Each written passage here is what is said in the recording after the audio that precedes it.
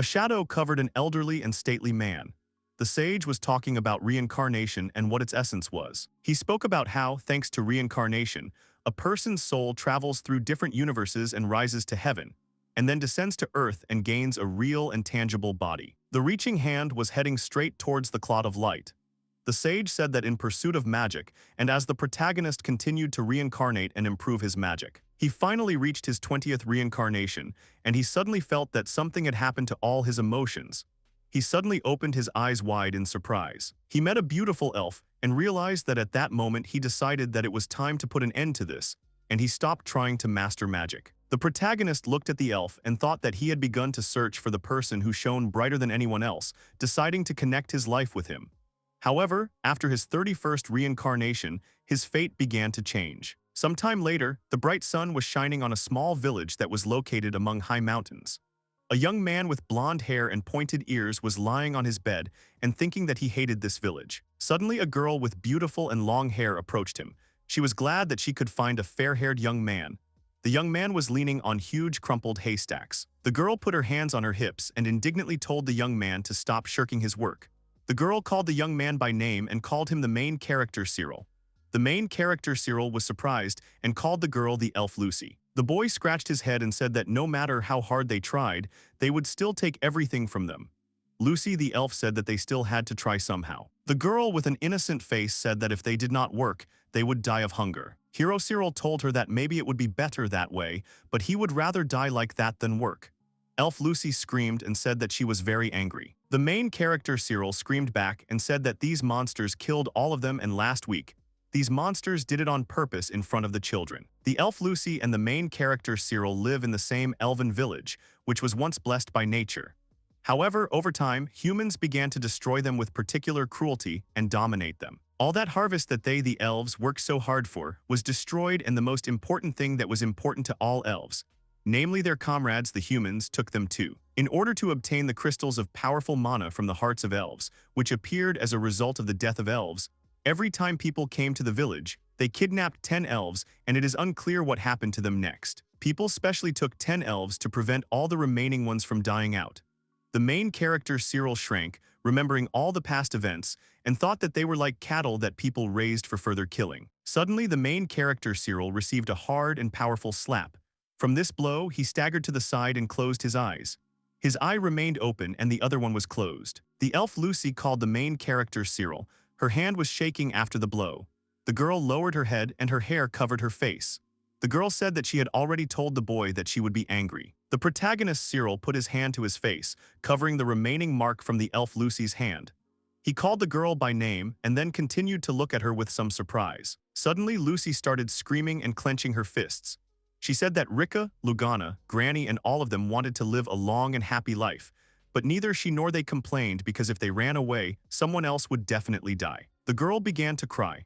She continued and said that, however, they were still alive, so she asked the protagonist Cyril not to think of saying that it was better to die, because if that were the case, the young man should have run away immediately. The protagonist Cyril looked at the girl with a misty look. He removed his hand from his face, revealing a reddened mark on his face. He expressed some special pity looking at the girl. Suddenly, the main character Cyril moved forward. He caught up with the elf Lucy and said that he would run away next time. The elf Lucy was surprised by the words of the young man and opened her eyes. Elf Lucy turned around and extended her hand forward towards the boy. Elf Lucy asked the protagonist Cyril to stop. She apologized to him and said that she accidentally crossed the line. Elf Lucy clenched her fist next to the ornament on her neck and said that she wanted Cyril to try his best, like he could do before. She wanted the boy to one day gather his strength and say that he would rule the elf village. The main character Cyril thought about what the elf Lucy said. He thought about his old self. Suddenly, the main character Cyril spoke up and said that it was simply impossible. Stuttering, he continued and added that he had already given up. The elf Lucy looked at the young man sadly. Suddenly, Lucy the elf smiled. She put her hand behind her back and said that she still believed in the main character Cyril. She added that the main character Cyril was the best at archery and using magic, and they all wanted to be like the main character Cyril. The main character Cyril was surprised and asked the girl again what she meant when she said that she believed in the young man. The elf Lucy smiled and closed her eyes.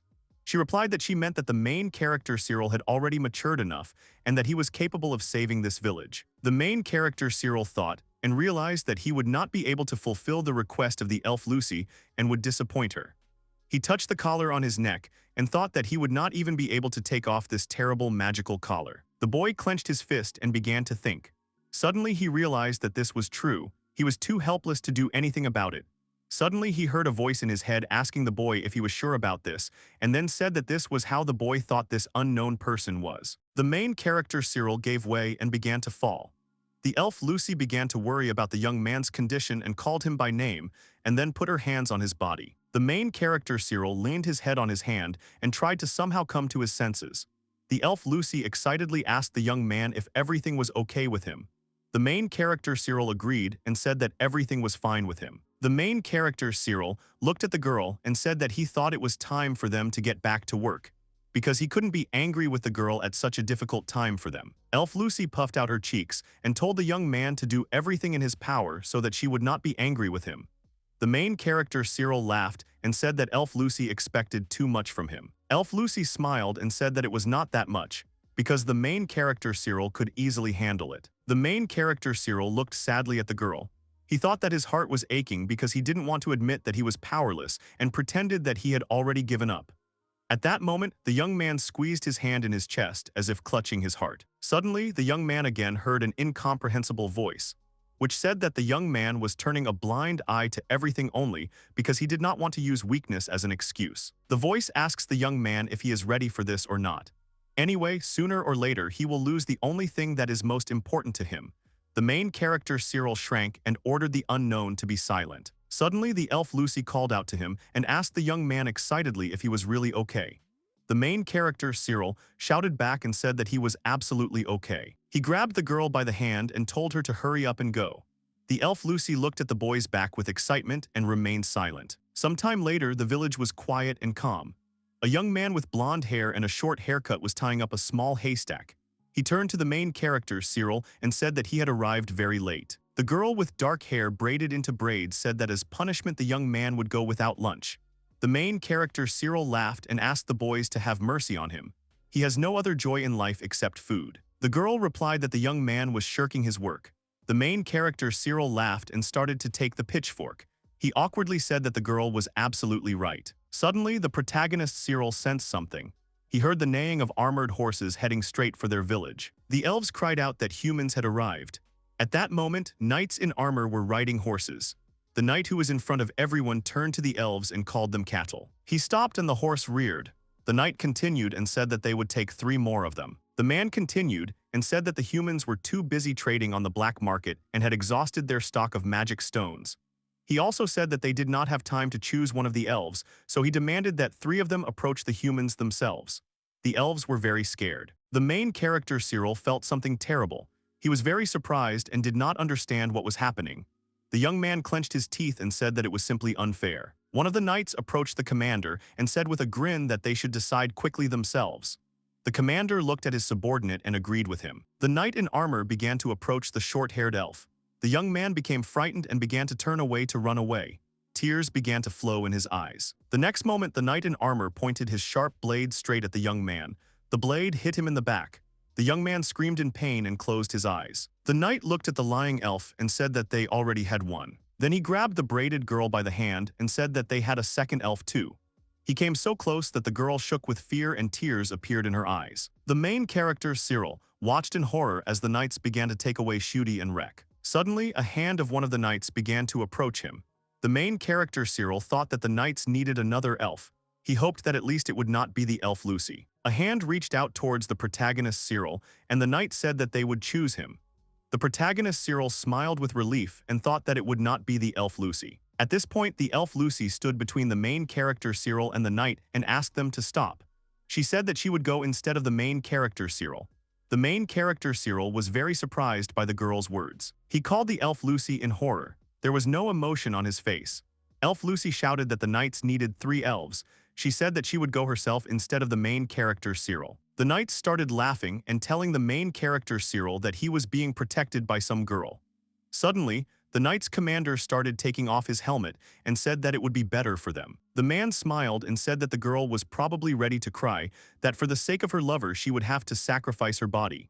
He approached the girl and began to lick her face, and then put his hands where he shouldn't have. Legs began to shake. She told the knights to take them and leave already. The main character Cyril was shaking with fear and thought about Elf Lucy. Suddenly he heard the Elf Lucy scream, calling the main character. The main character Cyril opened his eyes in surprise. The girl turned towards the young man and smiled. She said that she believed in the main character Cyril because even without her, everything would be fine for him.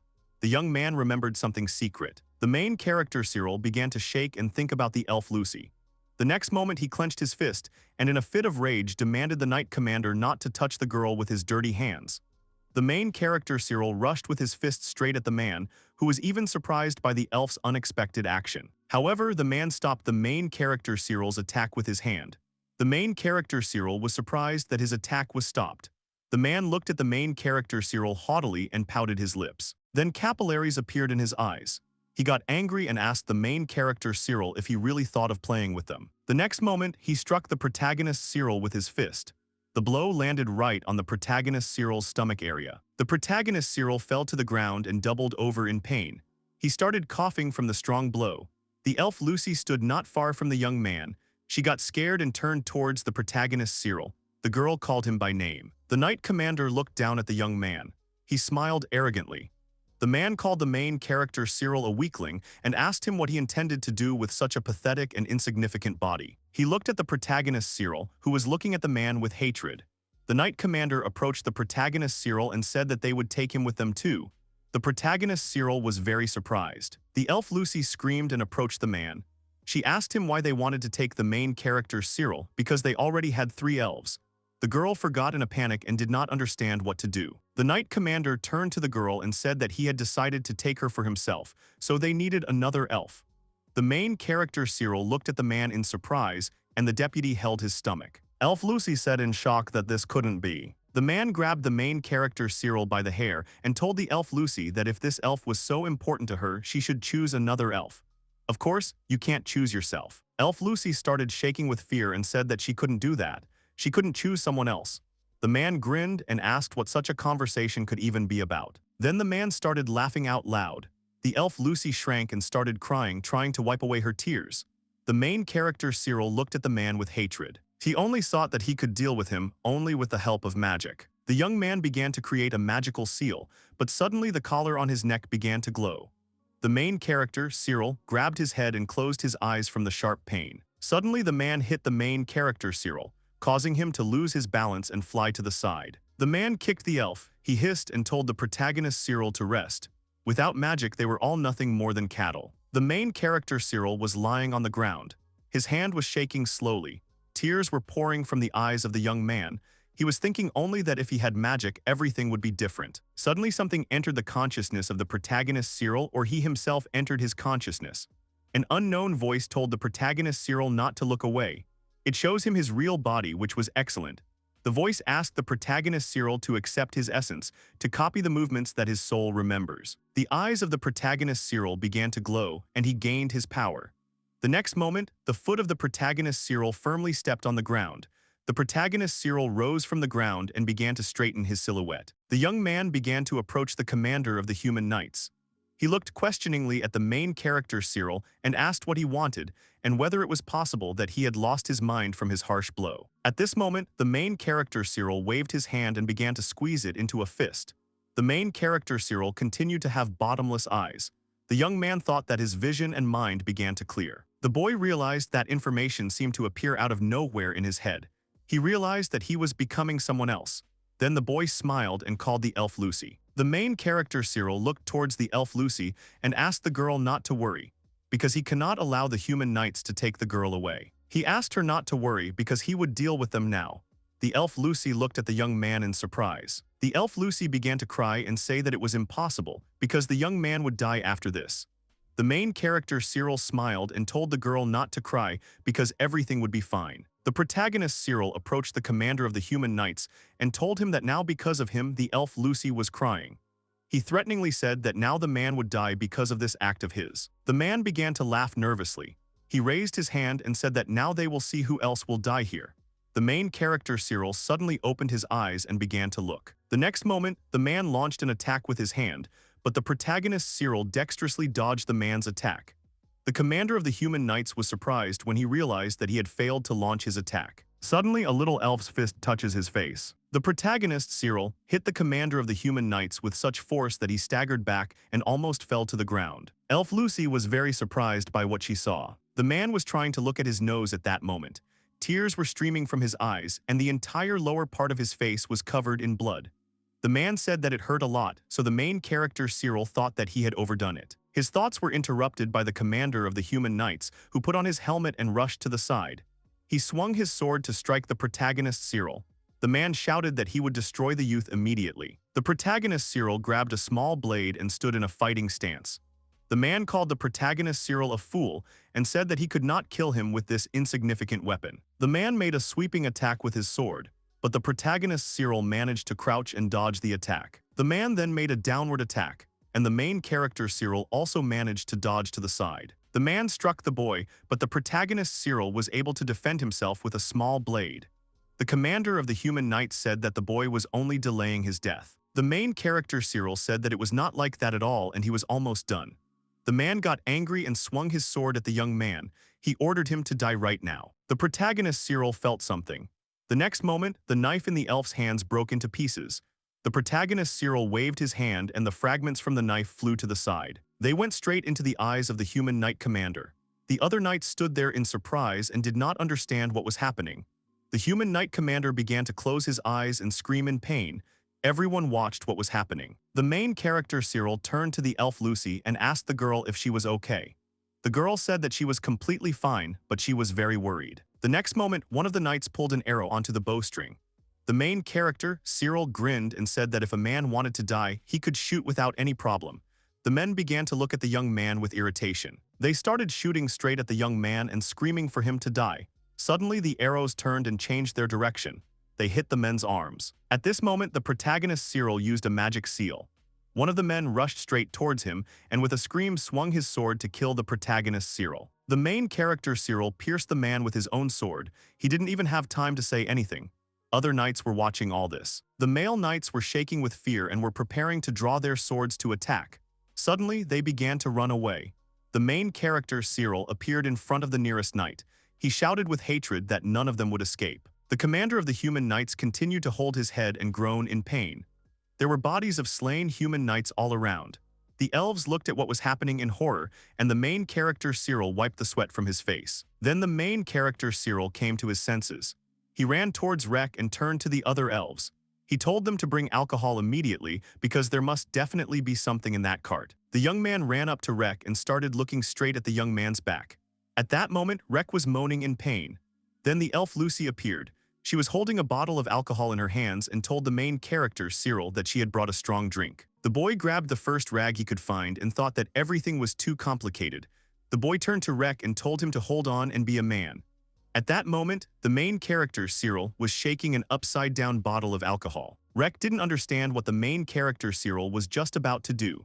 The next moment, the main character, Cyril, shoved a rag soaked in a strong drink into Rek's mouth. Rek was very surprised. The protagonist, Cyril, abruptly pulled the dagger out of Rek's back. He screamed in terrible pain. The protagonist, Cyril, immediately used healing magic, and the wound on Rek's back began to heal. Then the main character, Cyril, tapped Rek on the back and said that everything was over and everything was fine. Rek immediately touched his back to make sure that the wound on his back was gone. Rek couldn't believe his eyes that his back didn't hurt anymore.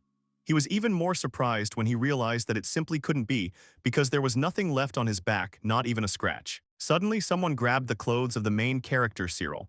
It was the elf Lucy who was sitting on the ground. The elf Lucy asked the surprised main character Cyril why he resisted the people because it was too dangerous. The main character Cyril said that he just wanted to protect the elf Lucy and that's all. Elf Lucy sadly said that for her, on the contrary, the most important thing is that the young man is completely okay. The main character Cyril grabbed the elf Lucy by the shoulders and said that he simply could not live without her. When he came to, he already realized that he was eager to fight. Elf Lucy smiled and said that it was very similar to the previous main character Cyril. The main character Cyril also smiled with a gentle smile and asked the elf Lucy if she really loved him more like this. The elf Lucy smiled and agreed. She said that she did not want to see him fallen in spirit. The main character Cyril put his hand on his chest and said that he would save the elf village. They would not allow people to come here, otherwise they would not be able to sleep peacefully. However, the rest of the elves looked at the main character Cyril in horror. Suddenly, someone turned to the main character Cyril and asked if he understood what he had just done. This elf was the elder Nij. The man was heading towards the young man. The other elves were watching the elder's actions. The protagonist Cyril looked at the village chief tensely. The man said that when the protagonist Cyril killed the human knights, he brought disaster to their village. The main character Cyril clenched his fist and asked the village headman about the trouble, and then added that they were already in trouble. The main character Cyril said that it was not normal that they allowed them to do whatever they wanted with them. He confidently stated that they had to fight. They had to take up a bow and defend their honor. The elder said that the father of the main character Cyril also thought so. And now everything is very sad, because he is in the grave together with those whom he called to speak out against the people. The protagonist Cyril responded with agreement that his father could not resist people. However, this does not mean that they will not be able to do it. He said that he can do it. He will protect the elf village. The headman Nige shouted and said that the young man is still a child and pointed out that the young man is delirious. The protagonist Cyril said that he was not just saying that, and now he will prove it to them. The protagonist Cyril points and says that, first of all, they need food. He points out to the elves that they themselves know that their wheat reserves will run out in 2 months. He said exactly that that's why they need to attack the people's food depot and take the food from there. The headman Nige was surprised. He shouted and told the main character Cyril that he was a fool and he wanted to die. The main character Cyril confidently said that he would prove to all the elves that it was possible, and if he screwed up, they could always say that he had gone crazy and caused trouble. The elder Nige looked at the young man with tension. The headman of Nige responded with a glance and said that if only the young man would be responsible for this, then they would not bring trouble to the village. The protagonist Cyril asked if they were really ready to spend the rest of their lives as servants to humans. He asked if they really wanted to do that. The village chief Nige tusked. Then the protagonist Cyril showed 2 fingers and said that, secondly, the knight's armor. He pointed to the knights lying down. The protagonist Cyril continued and said that it was impossible to pierce them with an arrow and difficult to pierce with a dagger. He looks at the armor and says that therefore he will make a weapon that will pierce this armor with 1 blow. The elder was surprised and asked if this was even possible. The protagonist Cyril clenched his fist and said that he could do it. Once the weapon was ready, they would test it on this armor and it would not be him. The protagonist Cyril pointed to the elf Lucy and said that she would be the one to break through them. The protagonist Cyril puts his hand on his chest and says that he understands that the elves have little faith that they can defend their elf village, so he asks the elves to give him some time to prove otherwise. The protagonist Cyril continues and says that it will take him about 5 days to collect food from people. He would also need 5 more days to make the weapon. That would make 10 days for everything. At this point, the other elves were whispering behind their backs. Suddenly, someone said that he believed in the powers of the main character Cyril. The main character Cyril looked at the speaker in surprise. It was the elf Lucy. The girl said that he wanted to see their dream together with the main character Cyril. She did not want to live such a life anymore. The girl looked at the elves and said that she no longer wanted to lose people close to her. She wanted to live in a world where they could all enjoy life. Suddenly, someone squeezed his hand and said that the elf Lucy and the main character Cyril were telling the truth and that they were not cattle. Rex said that since they were destined to die, they should die in battle. Everyone started saying that they needed revenge. The elder Nij started turning his head and looking at the rebellious elves. The elder screamed and began to calm down all the other elves in the village in a panic. He turned to the main character Cyril and then said that he agreed and decided to see what would happen. However, if the young man fails to fulfill his promises, he will hand him over as a violator of the regime. The protagonist Cyril said that he didn't mind, but he also asked that if he succeeded, would they all fight with him. The young man looked at the elves, who smiled back at him and expressed their consent through their emotions. The elven elder raised his hand and exhaled. He said that he would look at everything, but first he needed to see the weapon and then he would decide. Although the man doubted, of course, that the young man would be able to make it. After some time, the carriage with horses was fully equipped. An unknown figure in a cloak was sitting right in the carriage. At this time, someone's sweaty hands touched the floor.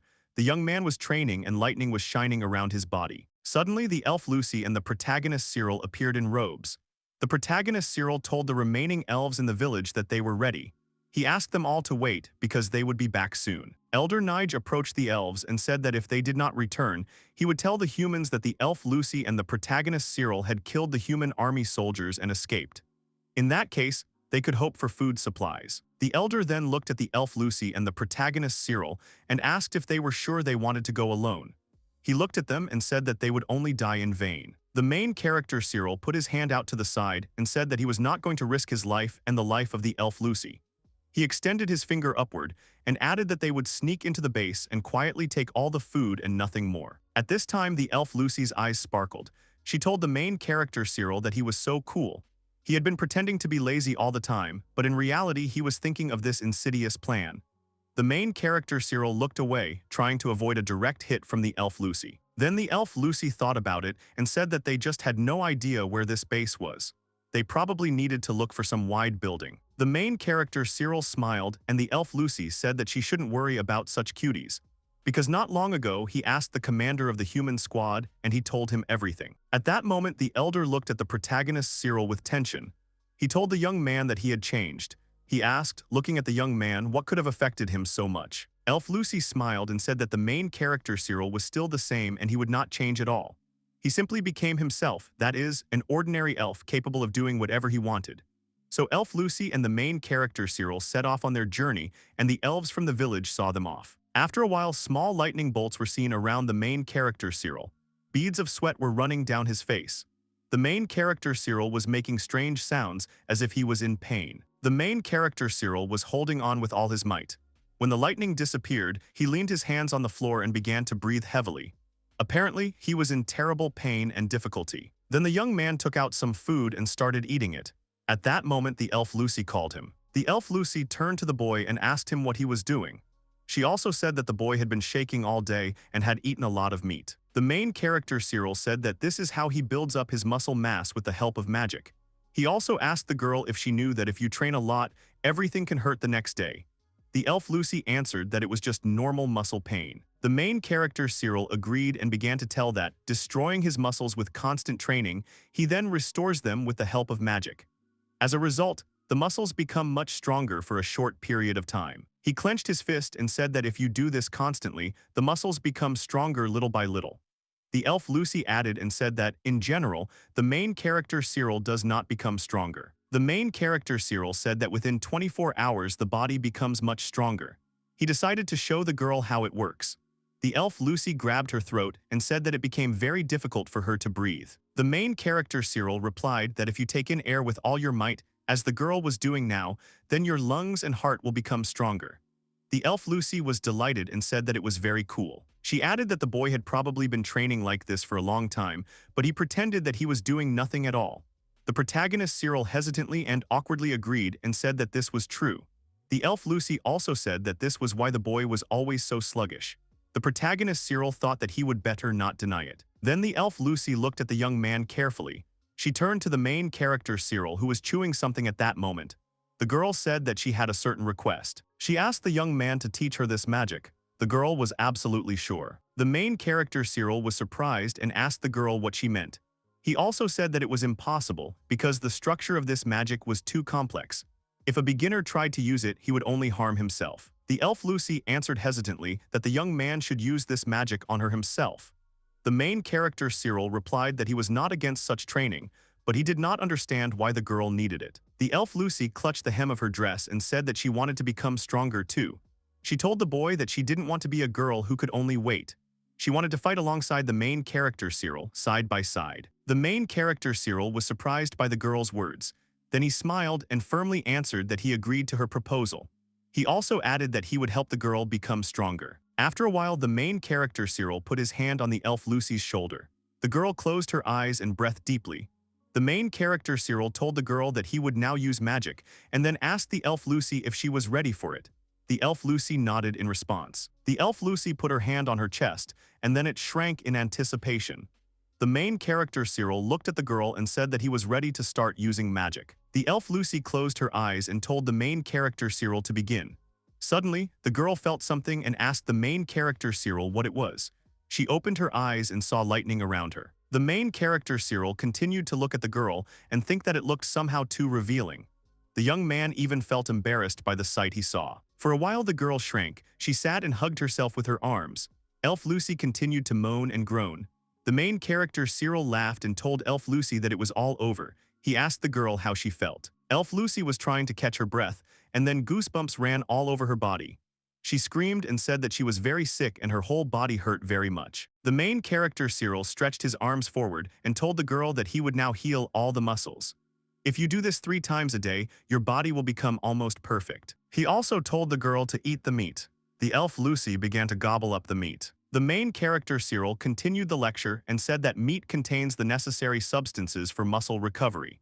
If a girl wants to become stronger, then this meat is a must. The elf Lucy asked the young man why he decided to become stronger in this way, since he could, like other elves, run through the forest and practice with a sword. The protagonist Cyril paused, and then said that he had almost no time, and in order to become stronger using the usual method, he needed a lot of it.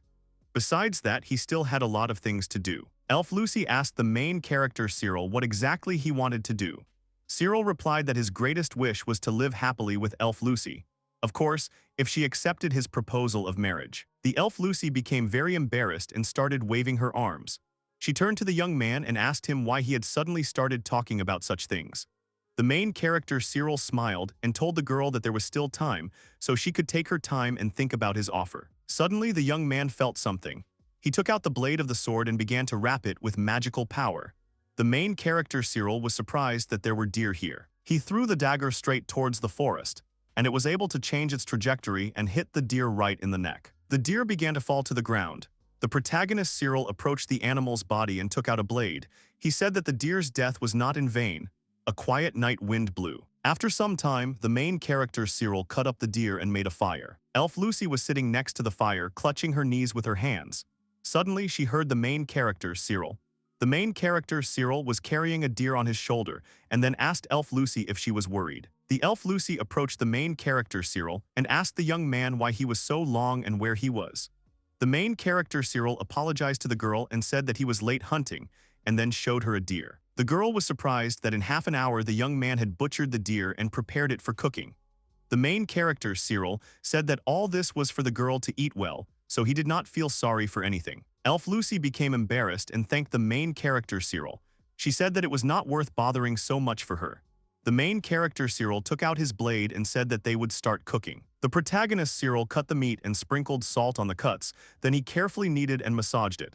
The protagonist wrapped the meat in a sheet and tied it neatly. He explained to the elf Lucy, looking at the meat, that if it is wrapped in a leaf it will not stink and will be cooked very well. The main character Cyril said that while the meat is cooking, they can eat reindeer ribs with herbs. He also mentioned that it was food worthy of a chieftain's or hunter's table, and then asked the girl to try it. Lucy the elf reached for a piece and put it in her mouth. She also said that she was a little scared. Then the girl was surprised and covered her mouth with her hand. She said that the meat was very tasty.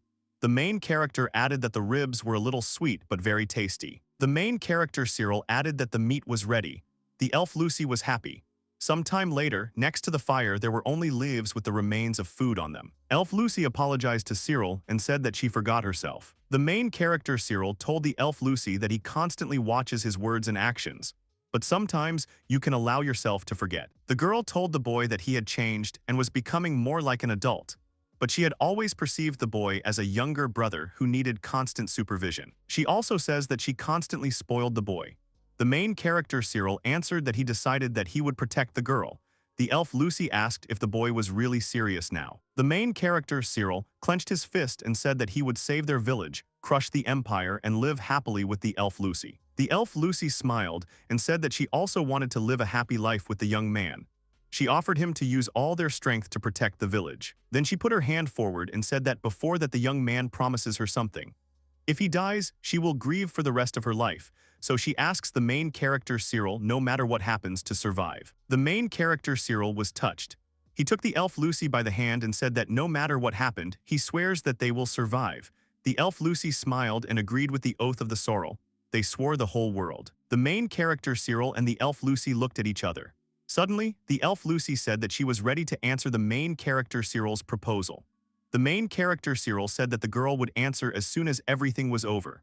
The girl was surprised and asked why exactly that was, but there was no answer. Sometime later, the protagonist Cyril and the elf Lucy were sleeping in a carriage. The protagonist Cyril looked at the elf Lucy and thought that even being next to him, she was sleeping so peacefully. The main character touched the girl's face and she began to smile. He said that someday they would definitely live happily together. Then the young man hugged the girl and they fell asleep together. The next morning, the young man got out of the carriage.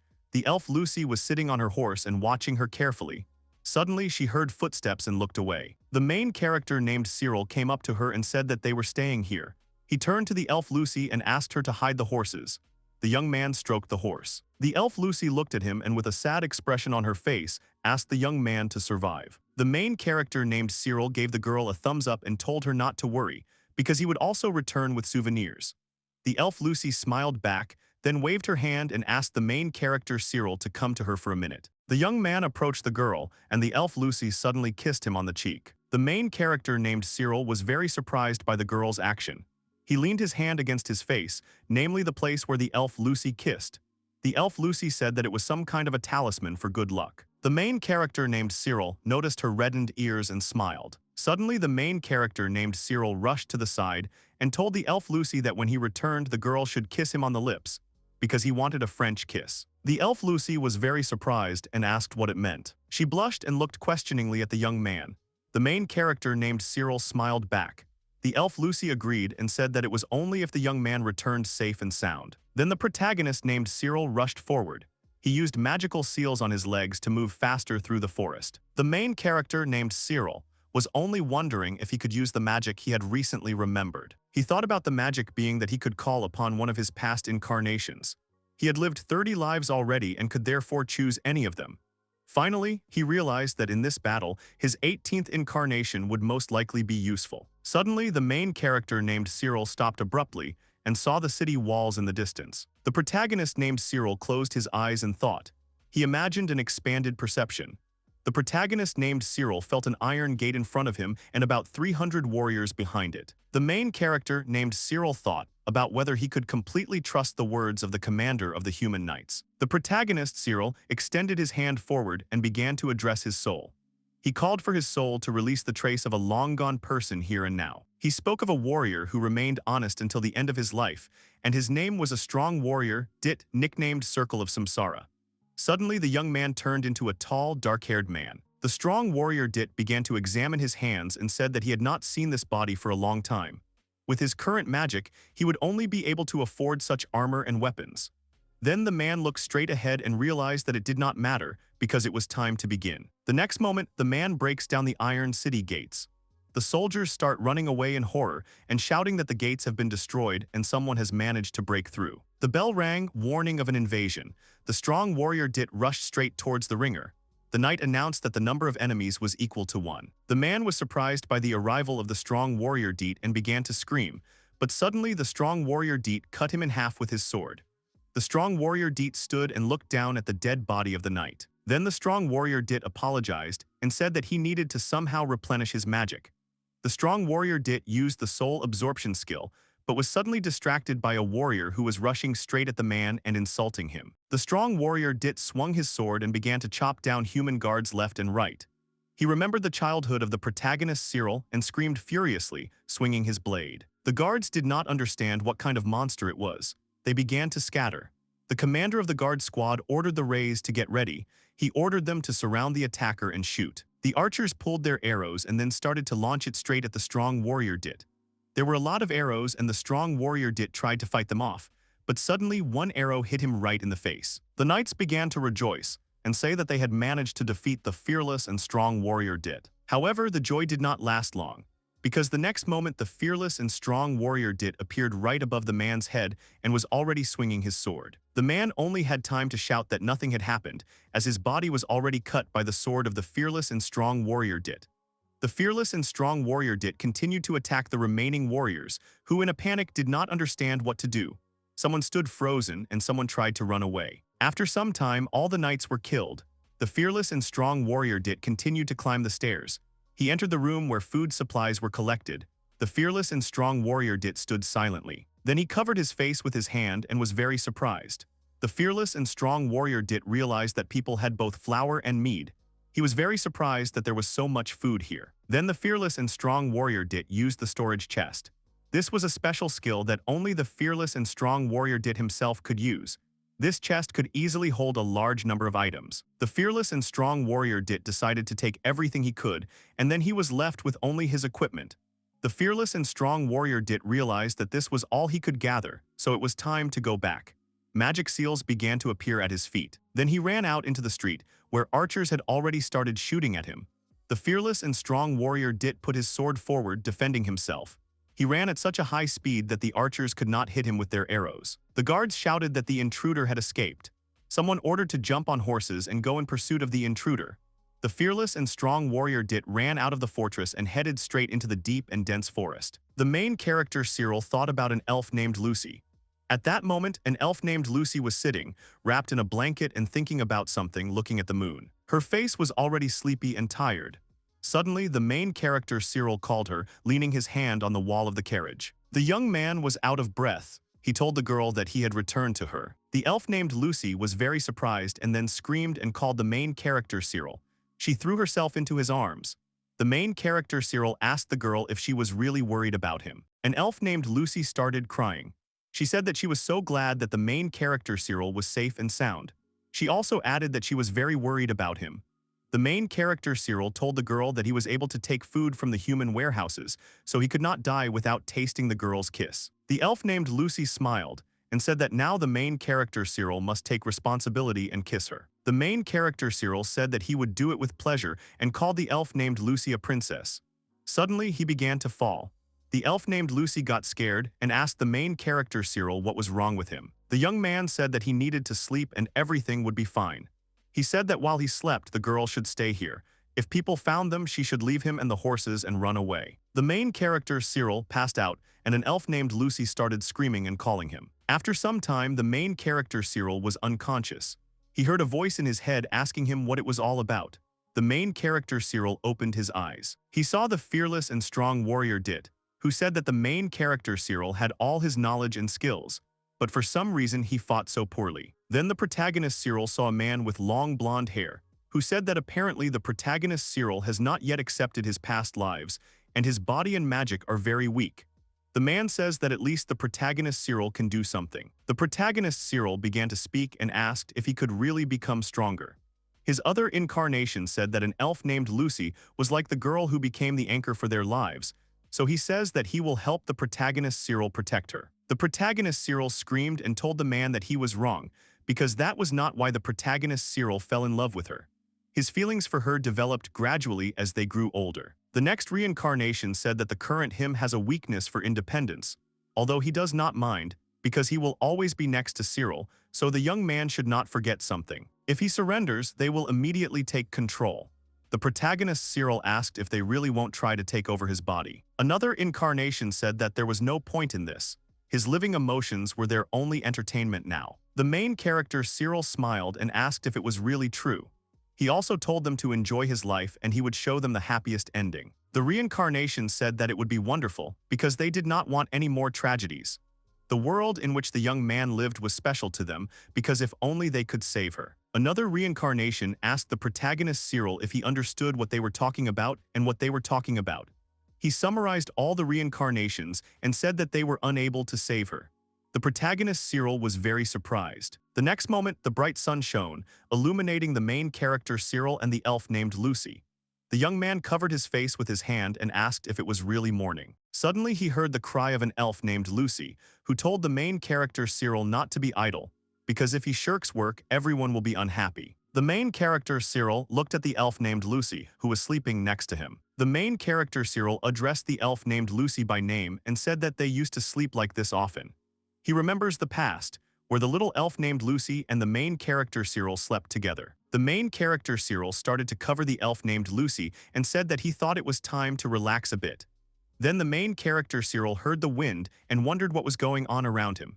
The wind was blowing fallen leaves off the trees. After a while, the elf named Lucy opened her eyes and realized that it was dark around her. She stood up and began to look around to figure out where she was. The girl realized that she was in a carriage. Then the girl opened her eyes and remembered Cyril. At that time, the young man was sitting by the fire and waiting quietly. He heard the voice of an elf named Lucy, who called him by name.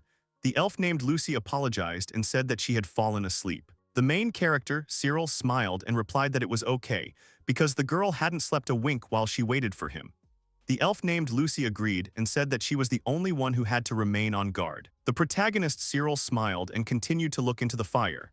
He agreed and said that if they had been discovered, they would have definitely been dead by now, but even if that had happened, it would not have been the girl's fault. An elf named Lucy said that they had gone on this mission together, but in the end she couldn't help the boy. The girl was somehow emotionally depressed. The main character Cyril looked at the elf named Lucy and said that she helped him a lot. Thanks to the girl, he returned safe and sound, and with her he feels much better. The elf named Lucy began to squeeze the hem of her dress and said that she herself could not forgive herself. The main character Cyril sighed and called the girl stubborn. He raised his finger and said that then they should punish the girl. He told her that a little later they would decide how to do it. The elf named Lucy looked at the boy carefully. She reluctantly agreed and then asked the young man what her punishment would be. The protagonist, Cyril, replied that he would think about it, so the girl should be afraid of it until they reached the village. The elf named Lucy tensed up. The main character Cyril replied that the fear of the unknown itself would be the girl's punishment. The elf named Lucy said that this was too lenient a punishment. The main character Cyril said that it was because the girl had done something so wrong for the first time. If she makes a mistake next time, nothing terrible will happen, but after that, she will face severe punishment. Then he told the girl that he was very surprised that she could last 2 days without sleep. If she continued to train, she would be capable of many things. The elf named Lucy was surprised by the dreams of the main character Cyril. Then the elf named Lucy looked at the young man with confidence and said that she would do everything to become his support. She would become even stronger and more resilient to help him. The main character, Cyril, smiled and said that they should then begin eating, since the venison was already cooked. Then an elf named Lucy looked at the meat and asked the young man if he was sure they could waste salt like that. The main character Cyril took a container of salt and told the girl not to worry because he took a lot of salt from people's warehouses. Besides, the body needs to get enough salt. The elf named Lucy started eating meat, and at that time the main character Cyril said that he had something else. He showed mead. The elf named Lucy was very surprised when she saw this huge manga. She asked if humans really had something like that. The main character Cyril said that he took 3 whole barrels. If they brought it all to the village, the adults would drink it all at once, especially the headman, so he suggested opening 1 barrel here. An elf named Lucy said that it was somehow unfair. The main character Cyril began pouring mead into a mug and said that then he would drink it all alone. The elf named Lucy held on with all her might, looking at the beautiful drink. She even crossed her arms in a plea for helplessness. At this time, the main character Cyril began to drink a delicious drink. He said that it was a very sweet drink, and it was not in vain that he risked his life and got into the warehouse. The young man's face was very happy. Then the voice of an elf named Lucy was heard, who said that she would have some too. The main character Cyril looked at the girl and asked her what she was talking about because he simply did not hear. The elf named Lucy screamed and said that she would have mead. She wanted to try it too. Then the girl tried the delicious drink. The girl continued drinking and said that now she wouldn't mind dying. The main character Cyril asked the girl not to say that. He started pouring the drink into a glass and said that he would get even more goodies in the winter. The elf named Lucy blushed and told the main character Cyril that she was so kind, and then asked if she could ask him a question. An elf named Lucy asked the boy if he wanted to kiss her. The main character, Cyril, agreed and said that it was because he loved her very much. The elf named Lucy was embarrassed and asked the young man if he was okay with a French kiss.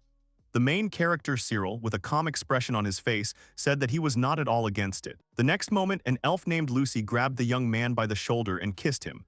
The main character, Cyril, was very surprised by the girl's actions. After the kiss, the elf named Lucy said that she shared a second glass of mead with Cyril. The main character, Cyril, was very surprised by the girl's actions. He looked away and asked if they should open the second barrel and share the meat again. An elf named Lucy grabbed the main character Cyril by the hand and said that he couldn't do that. She screamed and added that the other 2 barrels had to be taken to the village. If the young man opened another one, she would get angry. The main character Cyril was very surprised and upset. The young man asked the girl what she would do if she got angry. The elf named Lucy had already stood up and turned around at that moment. She thought for a moment and then stopped.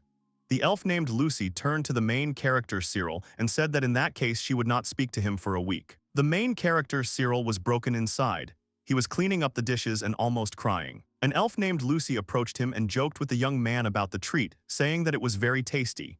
The main character Cyril stopped and then smiled and answered the girl. The carriage was moving along a small road. The main character Cyril, who was inside, asked an elf named Lucy to stop the carriage. The girl looked inside and asked Cyril what had happened. The main character Cyril said that he needed to put everything in the carriage. He closed himself inside. The elf named Lucy looked questioningly and agreed. The next moment, the protagonist Cyril thought about it. He summoned his past incarnation, the Wheel of Samsara, and then used the skill of partial release and summoned the storage chest. The main character Cyril began to wipe the sweat from his face and said that everything was ready and the food from the chest was finally laid out. He then jumped out of the cart and told the elf named Lucy to wait a little on the road. The elf named Lucy was surprised and did not understand what the protagonist Cyril was going to do. However, she still survived and stopped. The protagonist Cyril moved back some distance and summoned the storage chest again. He took out weapons, armor, and everything else that belonged to the knights from the chest and said that they should all lie here for now. The young man was already out of breath. Then the young man returned to the elf named Lucy and apologized. He said that he had forgotten to do something. The elf named Lucy did not pay attention to this because she was more interested in something else. She looked inside the cart and asked the young man why he had put everything there, since he would have to hide everything in the chest again and then take it out in the warehouse. The young man answered the girl that when they returned to the village, the headman and the others would want to look at what they had brought, and if they did not see anything, they would be disappointed. An elf named Lucy replied that the young man could have said that he had used a magic skill, but he would have to use that skill again. The protagonist Cyril replied that the magic chest can be used an infinite number of times. To be honest, he just doesn't want to show them everything he managed to take. If he does, the headman will definitely keep the mead for himself. An elf named Lucy screamed and said that the headman was not capable of such a thing. The main character Cyril looked menacingly at the girl and asked her if he remembered that they never got any alcohol or spices. An elf named Lucy tried to justify the village headman somehow, but the main character Cyril sternly told the girl to shut up and not justify him. He also said that, of course, the village headman has a conscience, he distributes food rationally, but he is simply asking the girl to rely on him. The elf named Lucy puffed out her cheeks and agreed. The main character Cyril smiled and thanked the elf named Lucy and asked her not to fuss in vain. After some time, the carriage entered the village of Elves. The inhabitants were happy to see an elf named Lucy, and they also saw Cyril alive and realized that they had all returned. The next moment, the headman of the elf village ran up to the cart and asked Cyril if he had really managed to take the food from the warehouses. The protagonist Cyril looked at the elf named Lucy, who was talking to the villagers. Then the main character Cyril agreed and pointed towards the cart, asking the elves to take a look for themselves. The elder immediately went inside the cart and began to look around. He saw a lot of products and beamed with joy. Then he cleared his throat and said that Cyril and an elf named Lucy had actually managed to do it. He also said that they had worked hard. The elder told them to give up the cart and go and rest. He also told them not to forget about their weapons. Then the elder turned around and went to talk to someone. Then an elf named Lucy abruptly asked Cyril for forgiveness. The main character Cyril was surprised by the words of an elf named Lucy. The next moment, an elf named Lucy called all the villagers and said that the main character Cyril had taken a lot of food. She showed them delicacies and meat and asked everyone to look at the cart. The headman looked menacingly at the elf named Lucy. The main character Cyril realized that problems had begun. He took the elf named Lucy by the hand and asked the girl why she did this. The elf named Lucy replied that she wanted everyone to see how hard the boy had worked for them, otherwise the village headman would take credit for all of his accomplishments. Besides, these products were for everyone. The main character Cyril stood silently. He said that they would talk when they returned home. After some time, an elf named Lucy told Cyril that it was already painful for her to sit in this position. The protagonist Cyril said that this position was just right as a punishment. The elf named Lucy replied that these punishments were stricter than the previous ones. The main character, Cyril, replied that it was because the girl had done it on purpose this time. The elf, Lucy, apologized and said that she couldn't let the headman take the best of everything for himself. The main character, Cyril, replied that she understood what the girl felt, but with this act he just wanted to appease him. The elf named Lucy does not understand what the main character Cyril is trying to tell her. The main character Cyril replied that in order to continue helping the village, he needed the elder's permission and thus he wanted to bribe him. An elf named Lucy said it was weird to do things behind your back and added that it wasn't like Cyril. The protagonist Cyril replied that this time they had failed to gain the favor of the headman, so they needed to choose a different strategy. He realized that they needed to make all the elves in the village allies, and then the elder would simply not be able to ignore him. Only it will take a little more time, and they don't have that. An elf named Lucy said that she understands that the main character Cyril is angry with her. The protagonist Cyril replied that he had nothing against the elf named Lucy's desire to interfere with the headman. However, by her action, she also betrayed his faith. The elf named Lucy began to cry and apologize. The protagonist Cyril sighed and said that he wanted the girl to realize the consequences of her actions. He is glad that the girl wanted to help him in this way, but he tells her that she can change her position and then apologizes to her for making her feel bad. An elf girl named Lucy was sitting on the floor with her legs numb in an uncomfortable position as punishment from Cyril. She was crying while sitting on the floor and told him that her legs were so numb that she felt like she would never be able to stand normally again. The main character, an elf named Cyril, sat down in front of her and excitedly asked her for forgiveness, saying that he had gone a little too far. The elf girl named Lucy, still sitting on the floor with tears in her eyes, answered him with a smile that she was glad that he was angry with her. For the elf girl named Lucy, Cyril's anger meant that he still trusted her. The elf protagonist named Cyril smiled guiltily at her after her answer.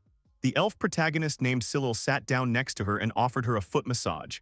The elf girl named Lucy agreed, placing her feet on him and thanking him. The next day, the main character, an elf named Cyril, was approached by one of the villagers, who hesitantly asked if he could really cure any wound or illness. The main character, an elf named Cyril, calmly answered him that he could cure almost any wound or illness, and offered the resident his treatment, saying that it is better to see once than to hear 100 times. There is no doctor in this village, so the main character, an elf named Cyril, decided to be a doctor for the elves first.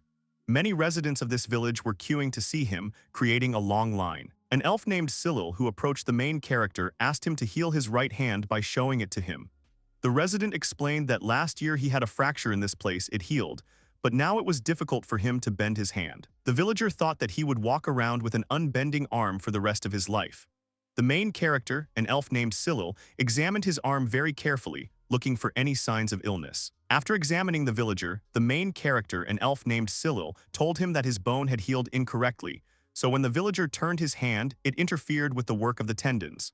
The villager hesitantly asked Cyril if he could set the bone. The main character, an elf named Cyril, answered the resident with a smile that he could do it, but gave him a choice. He would walk for the rest of his life with an incorrectly healed bone or endure severe pain, but would set his arm. While waiting and smiling, the main character, an elf named Cyril, asked the villager what he would choose. The villager answered that he would endure the pain but would set his arm. After some time, the main character, an elf named Cyril, was setting the villager's arm back into place with his magic. The villager was sitting on a chair with a rag in his mouth and suffering terrible pain. After the treatment, the main character, an elf named Cyril, said that that was all and that everything should be fine in the future. The resident was not in the best condition after the treatment, but after he tried to bend his right hand and twist it, he was very happy thanks to Cyrilia. The main character, an elf named Cyril, thought that this villager was a bit noisy and called the next elf in line to him. Next came a woman with a child. The child's mother told Cyril that her son had been suffering from severe stomach pain since last week. The main character, an elf named Cyril, asked her seriously about the child's symptoms. The child's mother listed vomiting, fever, and added that the child had no appetite. The main character, an elf named Cyril, used his magic to look inside the child with his eyes and noticed appendicitis in the child's stomach. The child's mother worriedly asked Cyril if he could cure her child. The main character, an elf named Cyril, told the woman that he could cure her child and warned her that he would have to cut her stomach to get rid of the source of the pain.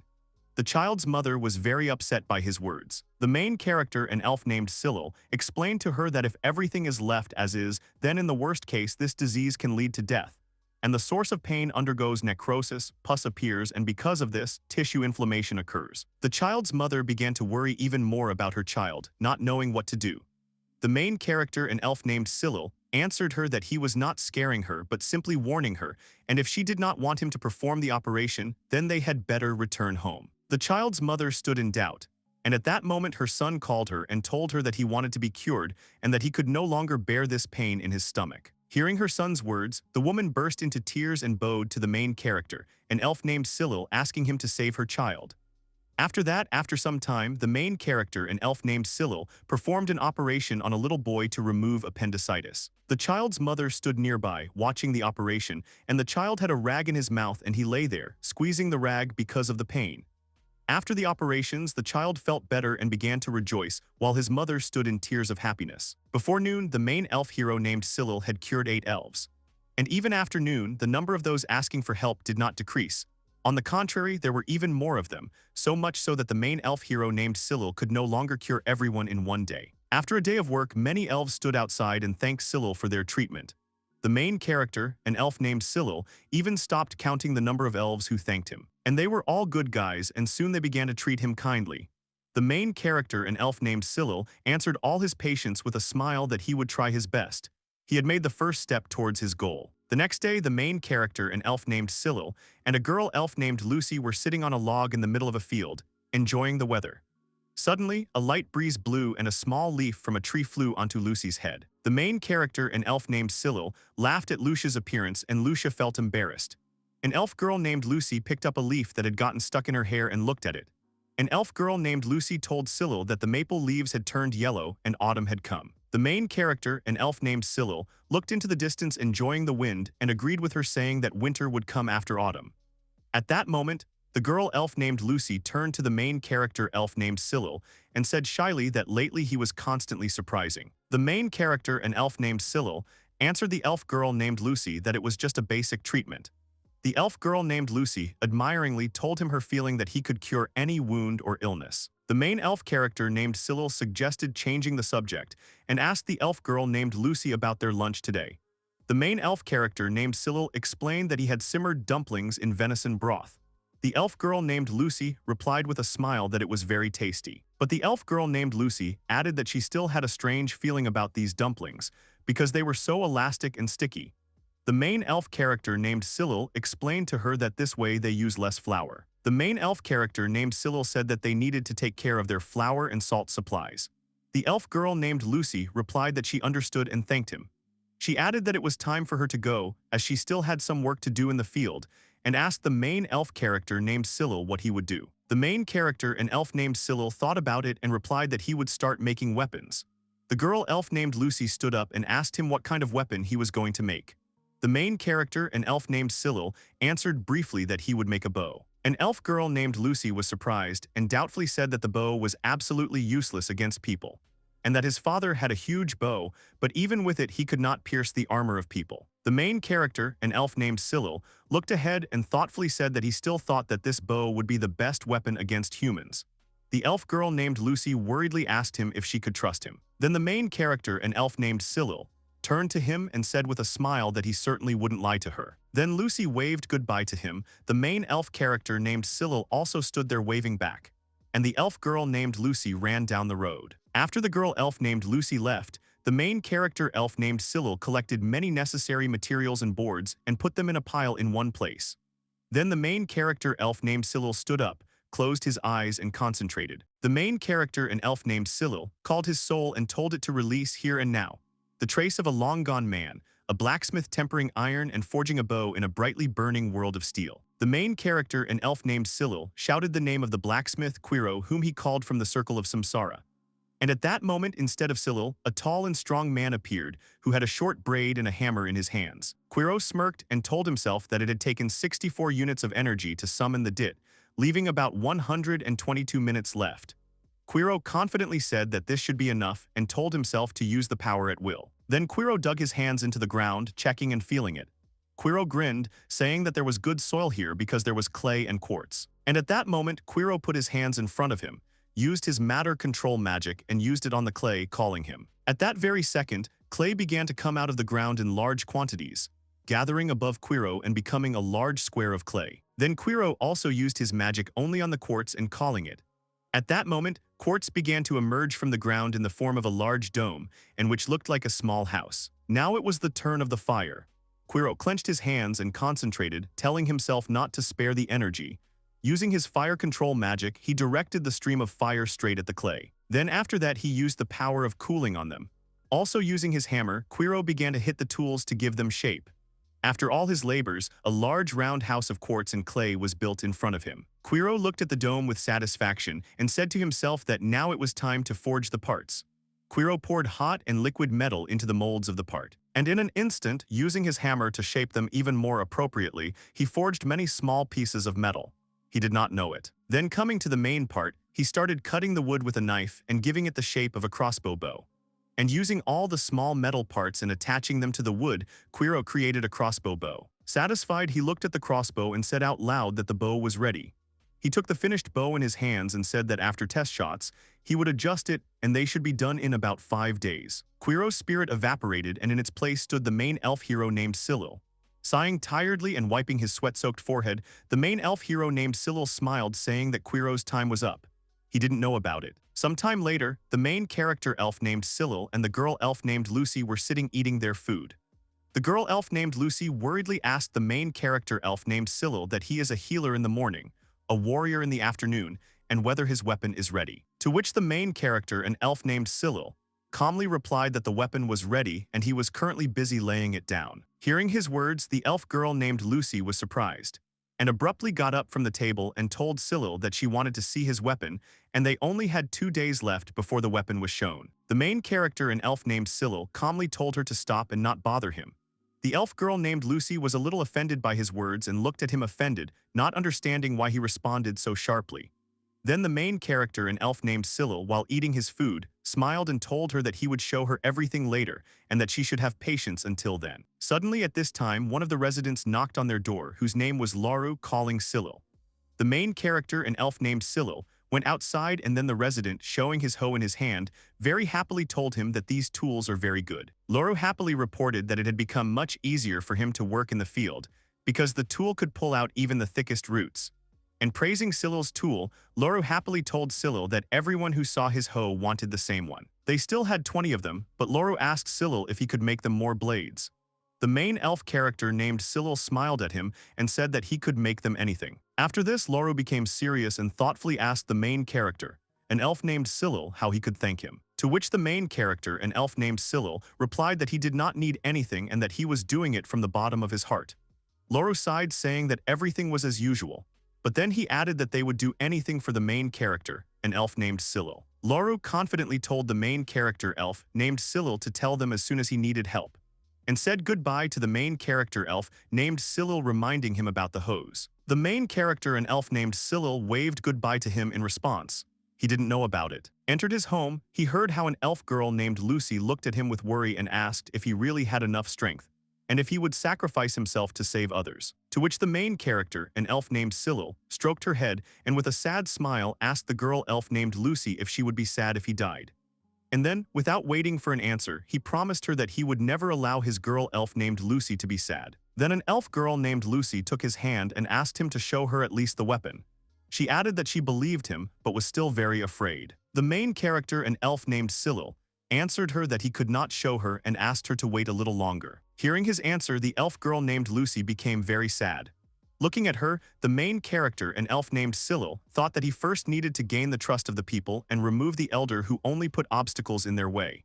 He did not know about this. The main character, an elf named Cyril, had no doubt that the elder had managed to accumulate a lot of supplies for a rainy day, and now Cyril had to pretend that he had nothing ready.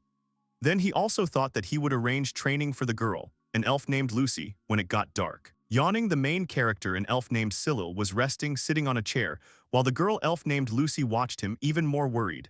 Thus, several days passed and finally the deadline came. The elder came to the main character elf named Cyril to the village on his carriage, and with a grin told them that their time had come and asked the main character elf named Cyril if their weapons were ready. The main character, an elf named Cyril, was treating a patient's hand at the time, and next to them helping stood a girl elf named Lucy.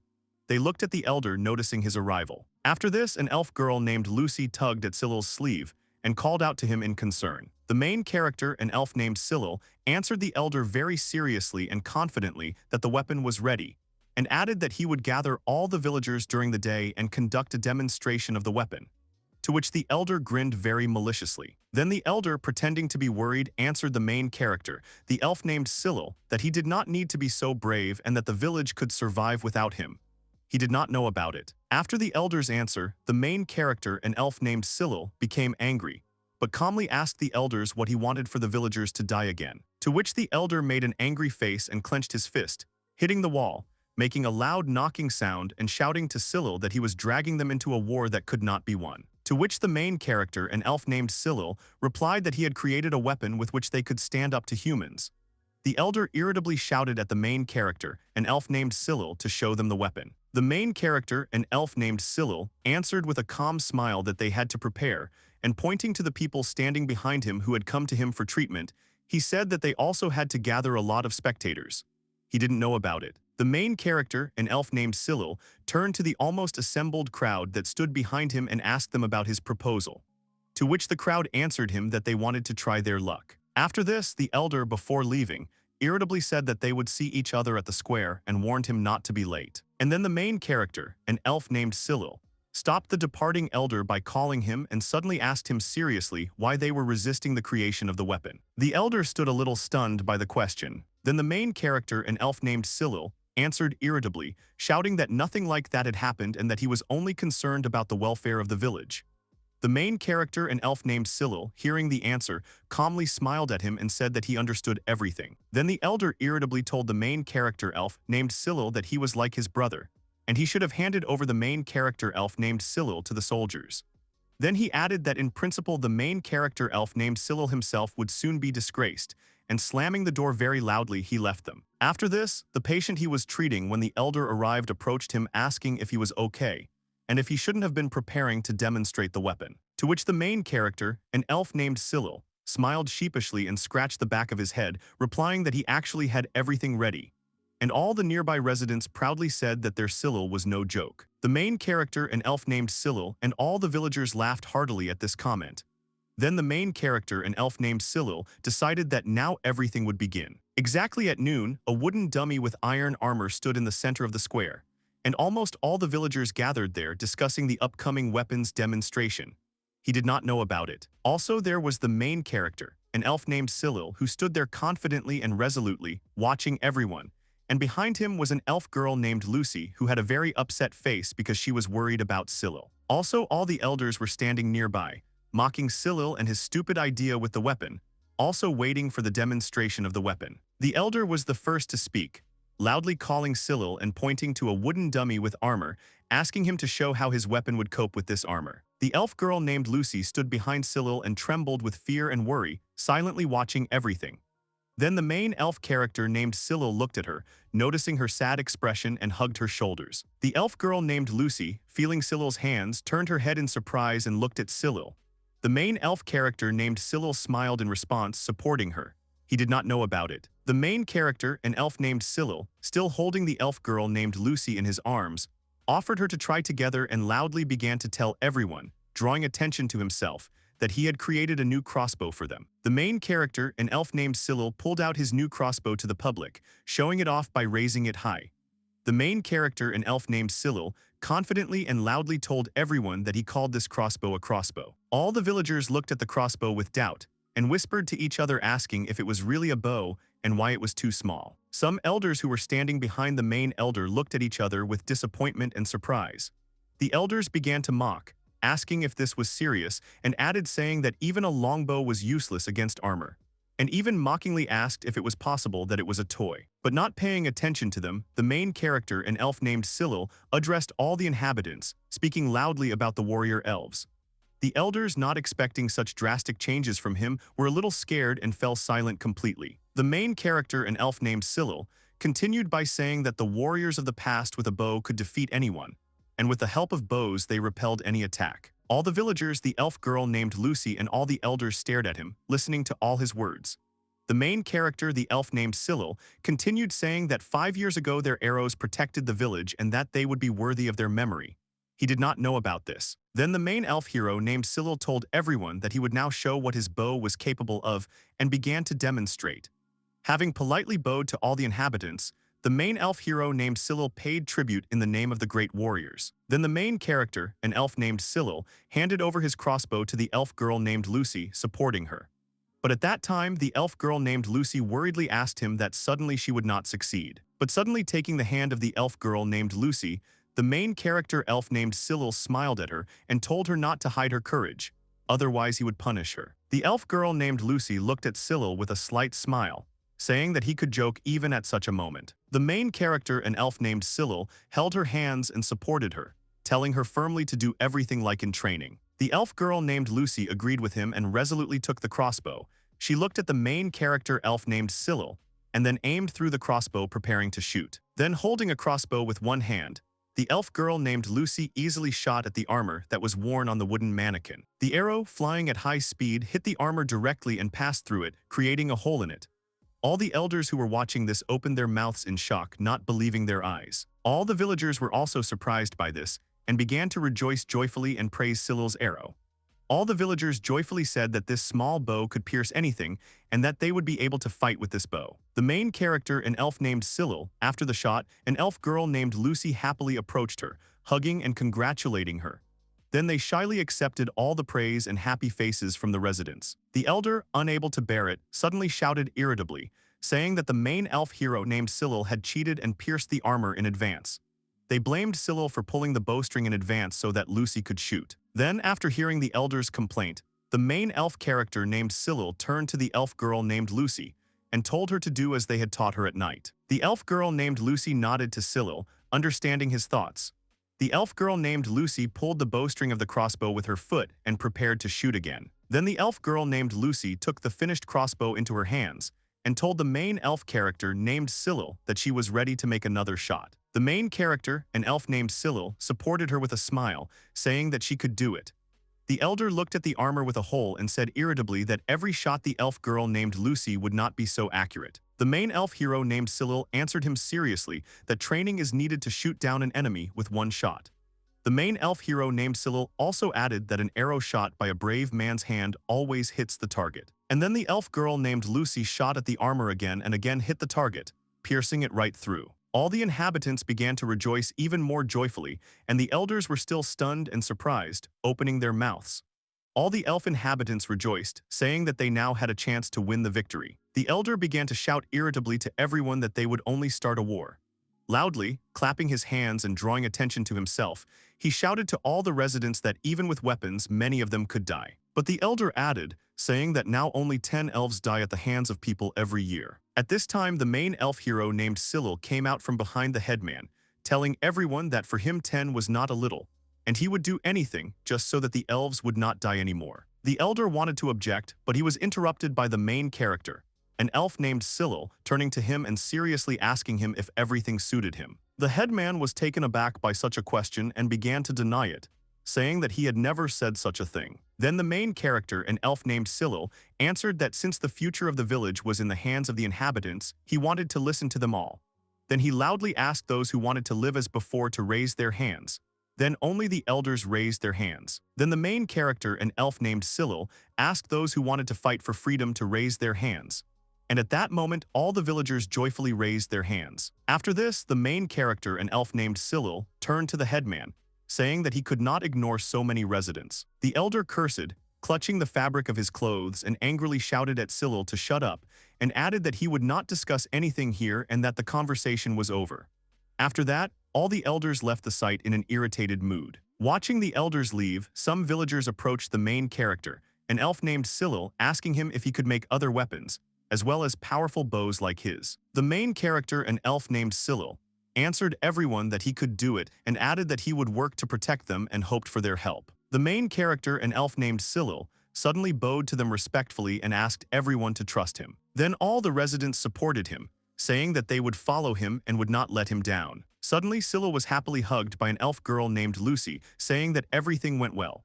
The main character, an elf named Cyril, hugged her back, saying that a war could soon begin. The elf girl named Lucy, still hugging him, looked at him with a sad smile, answering him that now she would know that he would be by her side. The main character, an elf named Cyril, hugged her tightly and, closing his eyes, promised that he would not leave her alone. Then the main character elf named Cyril lifted the girl elf named Lucy up, holding her waist, and cheerfully telling her that she was too thin and told her to eat more meat.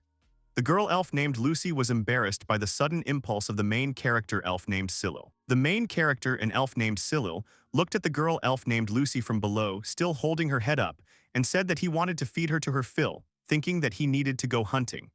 The girl elf named Lucy was embarrassed by this pose and by Cyril's words. The main character, an elf named Cyril, suddenly confessed to an elf girl named Lucy that he loves her and wants to take care of her. The elf girl named Lucy was embarrassed, telling him that it was unfair and he couldn't say it so openly. The main elf character named Cyril laughed, saying that he decided not to be ashamed of his feelings. The main character, an elf named Cyril, added sadly, saying that he did not want to regret later that he did not do something. The girl elf named Lucy smiled shyly, saying that he would follow his example. The main character, an elf named Cyril, told her that she should talk about her feelings first.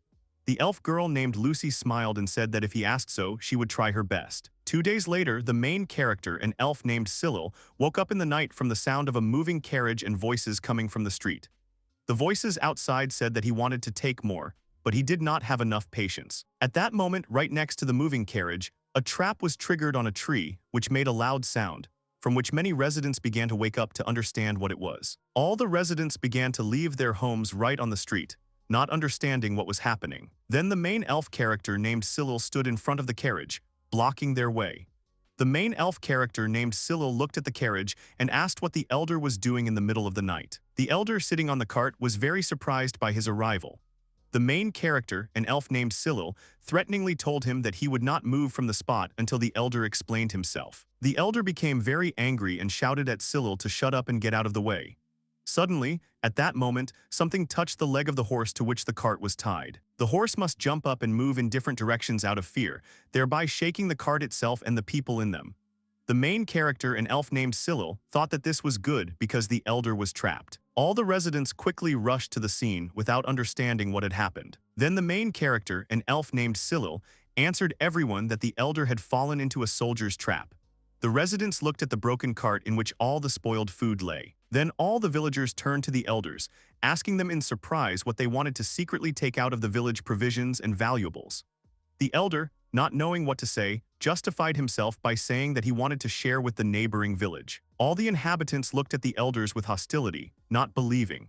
Then the main character, an elf named Cyril, stopped everyone and said that they would not allow the elders to save their skins by deceiving others. Then the elder, in fear, began to shout at Cyril that it was really his fault that they had to run away. The elder continued saying that the village was only holding on to him, and now they were all going to the slaughter. After his cry, the elder caught his breath, waiting for a response from the main elf hero named Cyril and from the villagers. Then the main elf hero named Cyril smiled lightly at the elder and said that he could understand him and said that he could run. The elder stared at Cyril in surprise. But the main elf character named Cyril made a serious face and added that the cart, jugs of mead and spices belonged to the village and they would not give it up. Then the elder asked him irritably how he would get to the neighboring capital without a cart. The main character, an elf named Cyril, answered him that he didn't care about him anymore, because having decided to run away, the elders had now disowned the village. The main character, an elf named Cyril, resolutely told the elder that they could do without them, and he would help the new elder. And then one of the villagers wondered out loud why Cyril shouldn't become the new elder. All the other villagers agreed with him, saying that the main character, an elf named Cyril, knew everything in the world and his father was a good elder. The elder, who listened to the villagers' words, looked at the villagers in surprise. The main character, an elf named Cyril, was a little uncomfortable with the words of the inhabitants. At this time, the elder irritably shouted to all the residents that they were serious and had forgotten whose fault it was that so many elves died, and the main character, an elf named Cyril, was the son of this culprit. Then the main character, an elf named Cyril, irritably answered the elder that he, like his father, would not give up, and he made weapons for everyone. At this time, the elder remembered his words and pointed at Cyril, saying that he was a copy of his father and that he too would cause trouble here. The main character, an elf named Cyril, could not say anything to the elder. But suddenly at this time, an elf girl named Lucy came out saying that the main character, an elf named Cyril, showed what he was capable of, and that he created a weapon and cured all the inhabitants of the village. Standing in front of everyone, the elf girl named Lucy continued to say decisively that if the main character, the elf named Cyril, said that they would win, then she would believe every word he said. The main character, an elf named Cyril, was very pleased by her words, and he smiled shyly. The elder looked at everyone and looked down in disappointment, asking himself where and in what way he had gone wrong. Then the main elf hero named Cyril raised his hand and confidently called upon the elven people. The main character, an elf named Cyril, swore to everyone that he would not disgrace the honor of their great family, and as the new elder, he would lead them to victory for the prosperity of the village. And all the villagers voluntarily bowed to him in allegiance. At this time, it was already getting light. The main character, an elf named Cyril, stood and felt the first rays of the sun and told all the inhabitants to trust him, because they were of the same blood and he would not let them all down. And all the inhabitants instantly raised their hands, rejoicing in accordance with his words. A week ago, the main character, an elf named Cyril, took the place of the elder.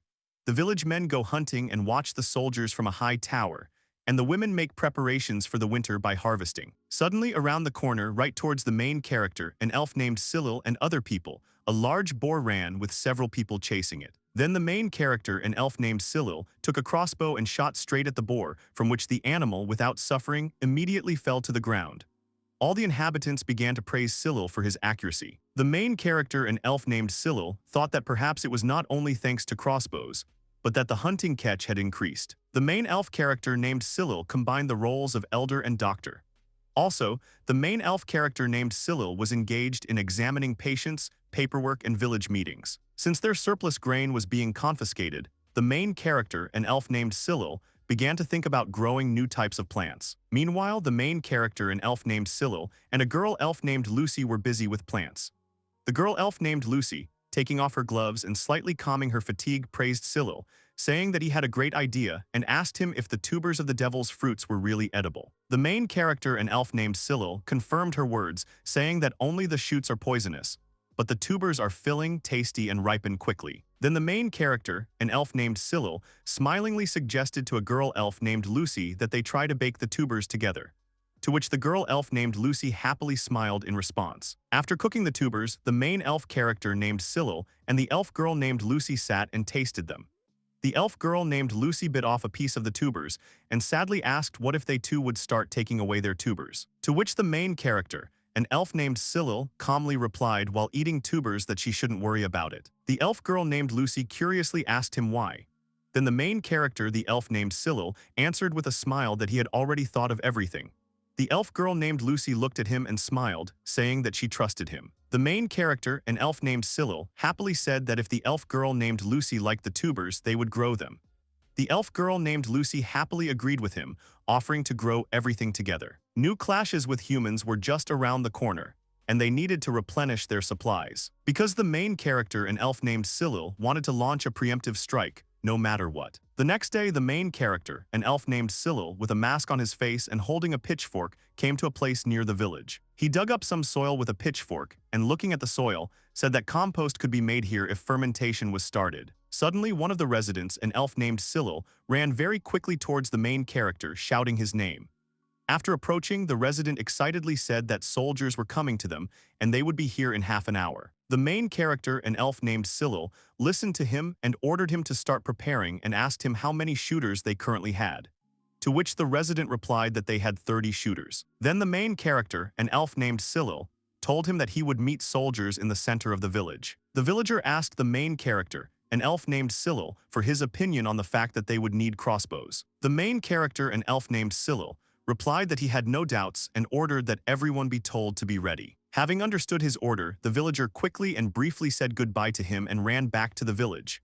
Looking at the running villager, the main character, an elf named Cyril, thought that he would entrust the compost to him. After some time, soldiers arrived to the village. The commander of the soldiers came forward and said that they were here to collect taxes and asked to call the elders of the village. In front of the commander stood the main character, an elf named Cyril, listening to all his words. The main character, an elf named Cyril, greeted the commander and informed him that he was currently acting as an elder. Then the commander looked down at Cyril and laughed in surprise, telling him not to make him laugh because he was still a child. Ignoring the ridicule, the main character, an elf named Cyril, explained to the commander that according to elven customs, at 14 he was already an adult, and besides, everything was by agreement of the inhabitants. Then the commander resigned himself to his words and said that so be it. Then the commander told him that in that case the main hero, an elf named Cyril, provided them with the specified amount of grain, as well as 3 of his inhabitants. The main character, an elf named Cyril, watched the commander and thought that he seemed to be in a hurry and would try to find out something. The main character is an elf named Cyril. He took the reports in his hands, looked at them and said that they had already paid the tax for this year. Then he seriously asked the commander why they had to pay more than the norm. Then the commander replied that their base had been attacked by bandits and they had lost some of their supplies. The main character, an elf named Cyril, thought to himself that it was all because of him. But having come to his senses, the commander sternly told Cyril that this did not bother him and ordered him to provide everything they demanded. But before the commander could say the last words, the main elf hero named Cyril interrupted him loudly and decisively saying that he refused. The commander was surprised by Cyril's impudence, looking at him with irritation. Then the main elf hero named Cyril resolutely repeated his words that he refuses And moreover, the main elf hero named Cyril wants them to return their previous contribution. The commander chuckled, saying that he had no idea what the main elf character named Cyril was talking about. Then the main elf character named Cyril suggested to the commander that he would bring a receipt for all contributions. At this time, the commander pulled out his sword from his sheath and mockingly asked Cyril that he would bring him a forged receipt and asked not to make him laugh. Then the commander of the soldiers smiled menacingly, asking the main character, an elf named Cyril, that perhaps he wanted his head cut off right here and now, and then they would find a more suitable headman for the village. At this time, the residents were hiding behind the houses, holding their crossbows and watching Cyril and the commander. One of them got nervous, grabbing the crossbow after the threats from the commander. Then his friend next to him calmed him down, saying that it was still too early. The main character, an elf named Cyril, calmly and decisively answered the commander that he agreed to return their grain. But they themselves would not allow even more to be taken from them, and would not provide people. Then the main character, an elf named Cyril, added decisively and boldly, saying that he would not allow them to lose anyone else. Then the commander became very angry and, holding back his anger, asked the main character, an elf named Cyril, that he was not confusing anything, because they came here not to ask but for an order. The commander began to threaten the main character elf named Cyril, saying that they could then simply kill everyone and turn them into magic stones. And then the main character elf named Cyril would not have to feed anyone, and the soldiers would receive stones and everyone would be happy.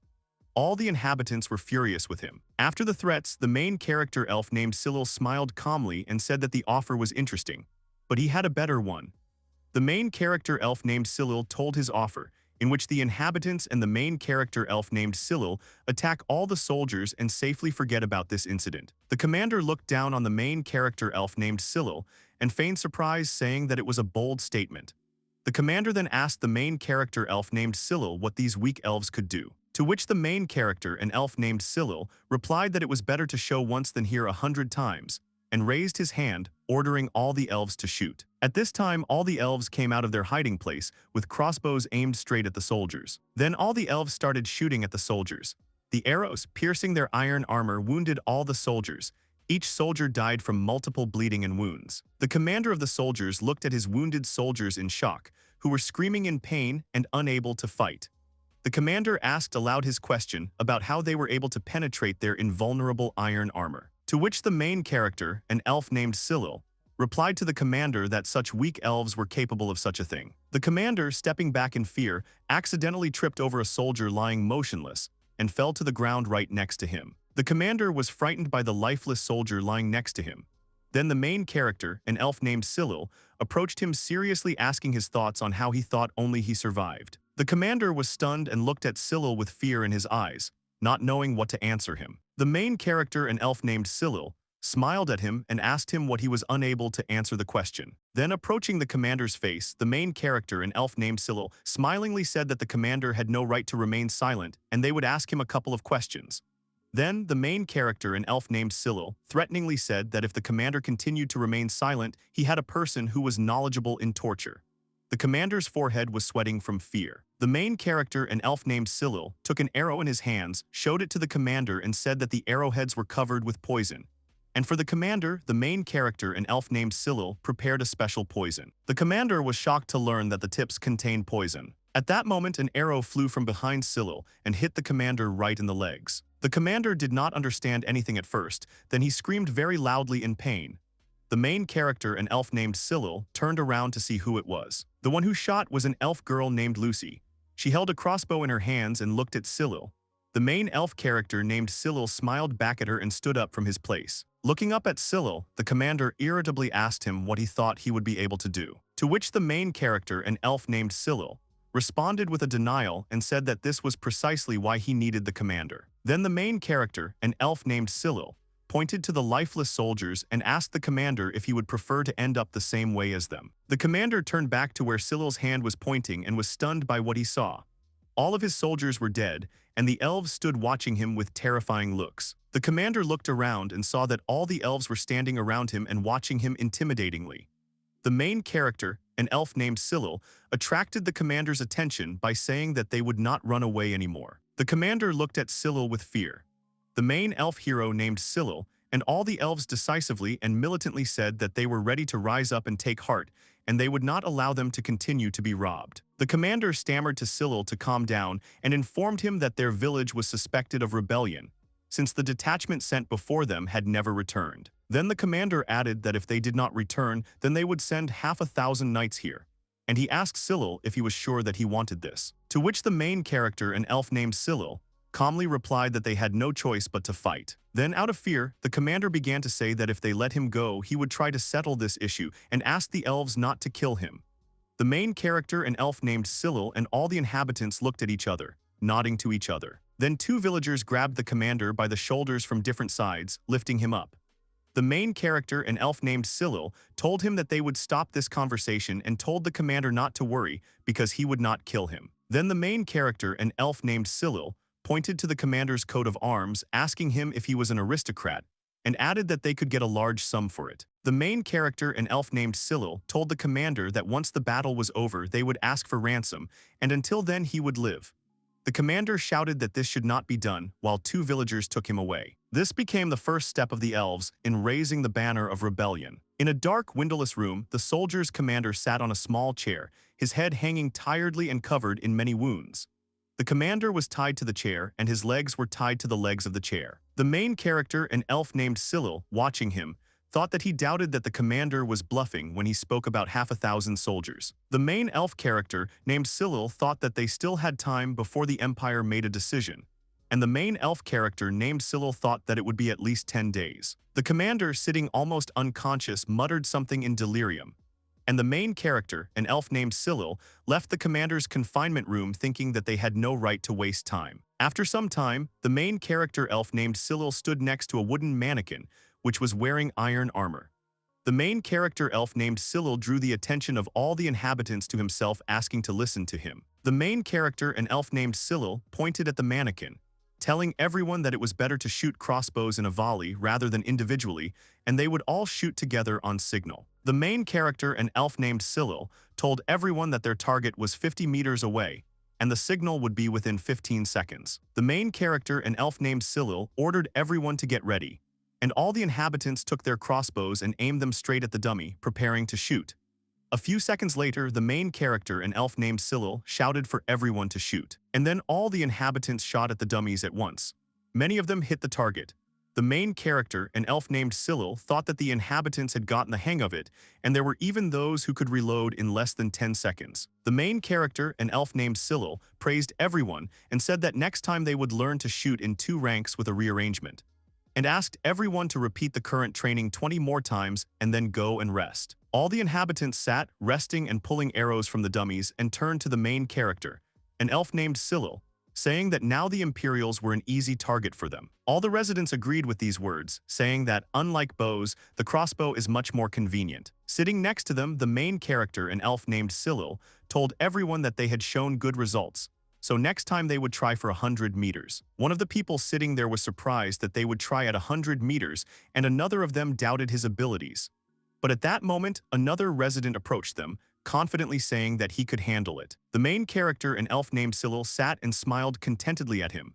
Then the same villager asked the main character, an elf named Cyril, if he needed to train. To which the main character, an elf named Cyril, waved with a smile and replied that his skills were already at their best, so there was no need for that. Then the resident of Loru approached the main character, an elf named Cyril, and asked him to demonstrate his skills. He was joined by a girl elf named Lucy, also saying that she wanted to take a look at their cool chief. The main character, an elf named Cyril, looked at both of them with a burning desire in their eyes to see Cyril in action. Desperately taking the crossbow into his hands and smiling awkwardly, he said that he would start from 100 meters. Taking the crossbow and aiming, the main character, an elf named Cyril, concentrated on his feelings. Wind protection technique. This is one of the techniques that everyone uses.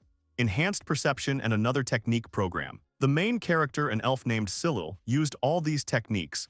His eyes began to see everything in lines and accurately seeing his target, the mannequin. With his enhanced perception, he can calculate the exact flight path, a technique that utilizes his sensory abilities to their full potential. The main character, an elf named Cyril, looked at the cheerful and happy elf girl named Lucy with slight surprise. The main character, an elf named Cyril, asked her the reason for her good mood and said that she was in a good mood today. An elf girl named Lucy came into the house holding a small basket with something inside, but covered with a white kerchief. The elf girl named Lucy put the basket on the table happily, and with shining eyes saying that they would prepare drinks for the winter. The elf girl named Lucy said happily that he was looking forward to this event. Then, taking Cyril's hands and spinning him around, she sang happily that she was probably looking forward to winter for the first time. The main elf character named Cyril spun around with her, trying not to accidentally fall. The main character, an elf named Cyril, also smiled shyly at the elf girl named Lucy, saying that his drink would be even tastier than mead. Suddenly, the elf girl named Lucy stopped, suddenly stopping spinning and changing her joyful expression to a more serious one. The main character, an elf named Cyril, noticing her change, asked the elf girl named Lucy if everything was okay.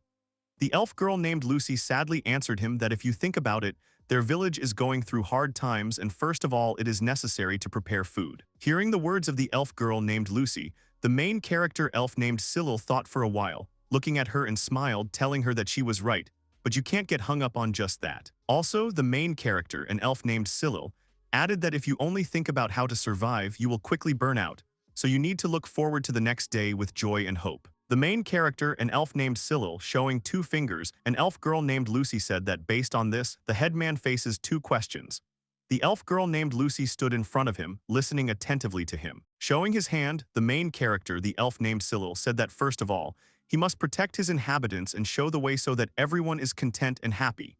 Secondly, the main character, the elf named Cyril, must give them the opportunity to believe that tomorrow will be better than today. The main character, an elf named Cyril, finished his words by saying in conclusion that only after he achieved these 2 points, he could boldly declare that he was their elder. The main character, an elf named Cyril, closed his eyes and smiled lightly as he recalled his childhood, when his father was the headman, and everyone greeted the next day with a smile. The eyes of an elf girl named Lucy looking at him with love, he told himself that he wanted the same. The main character, an elf named Cyril, shyly asked the girl elf named Lucy that this was too naive.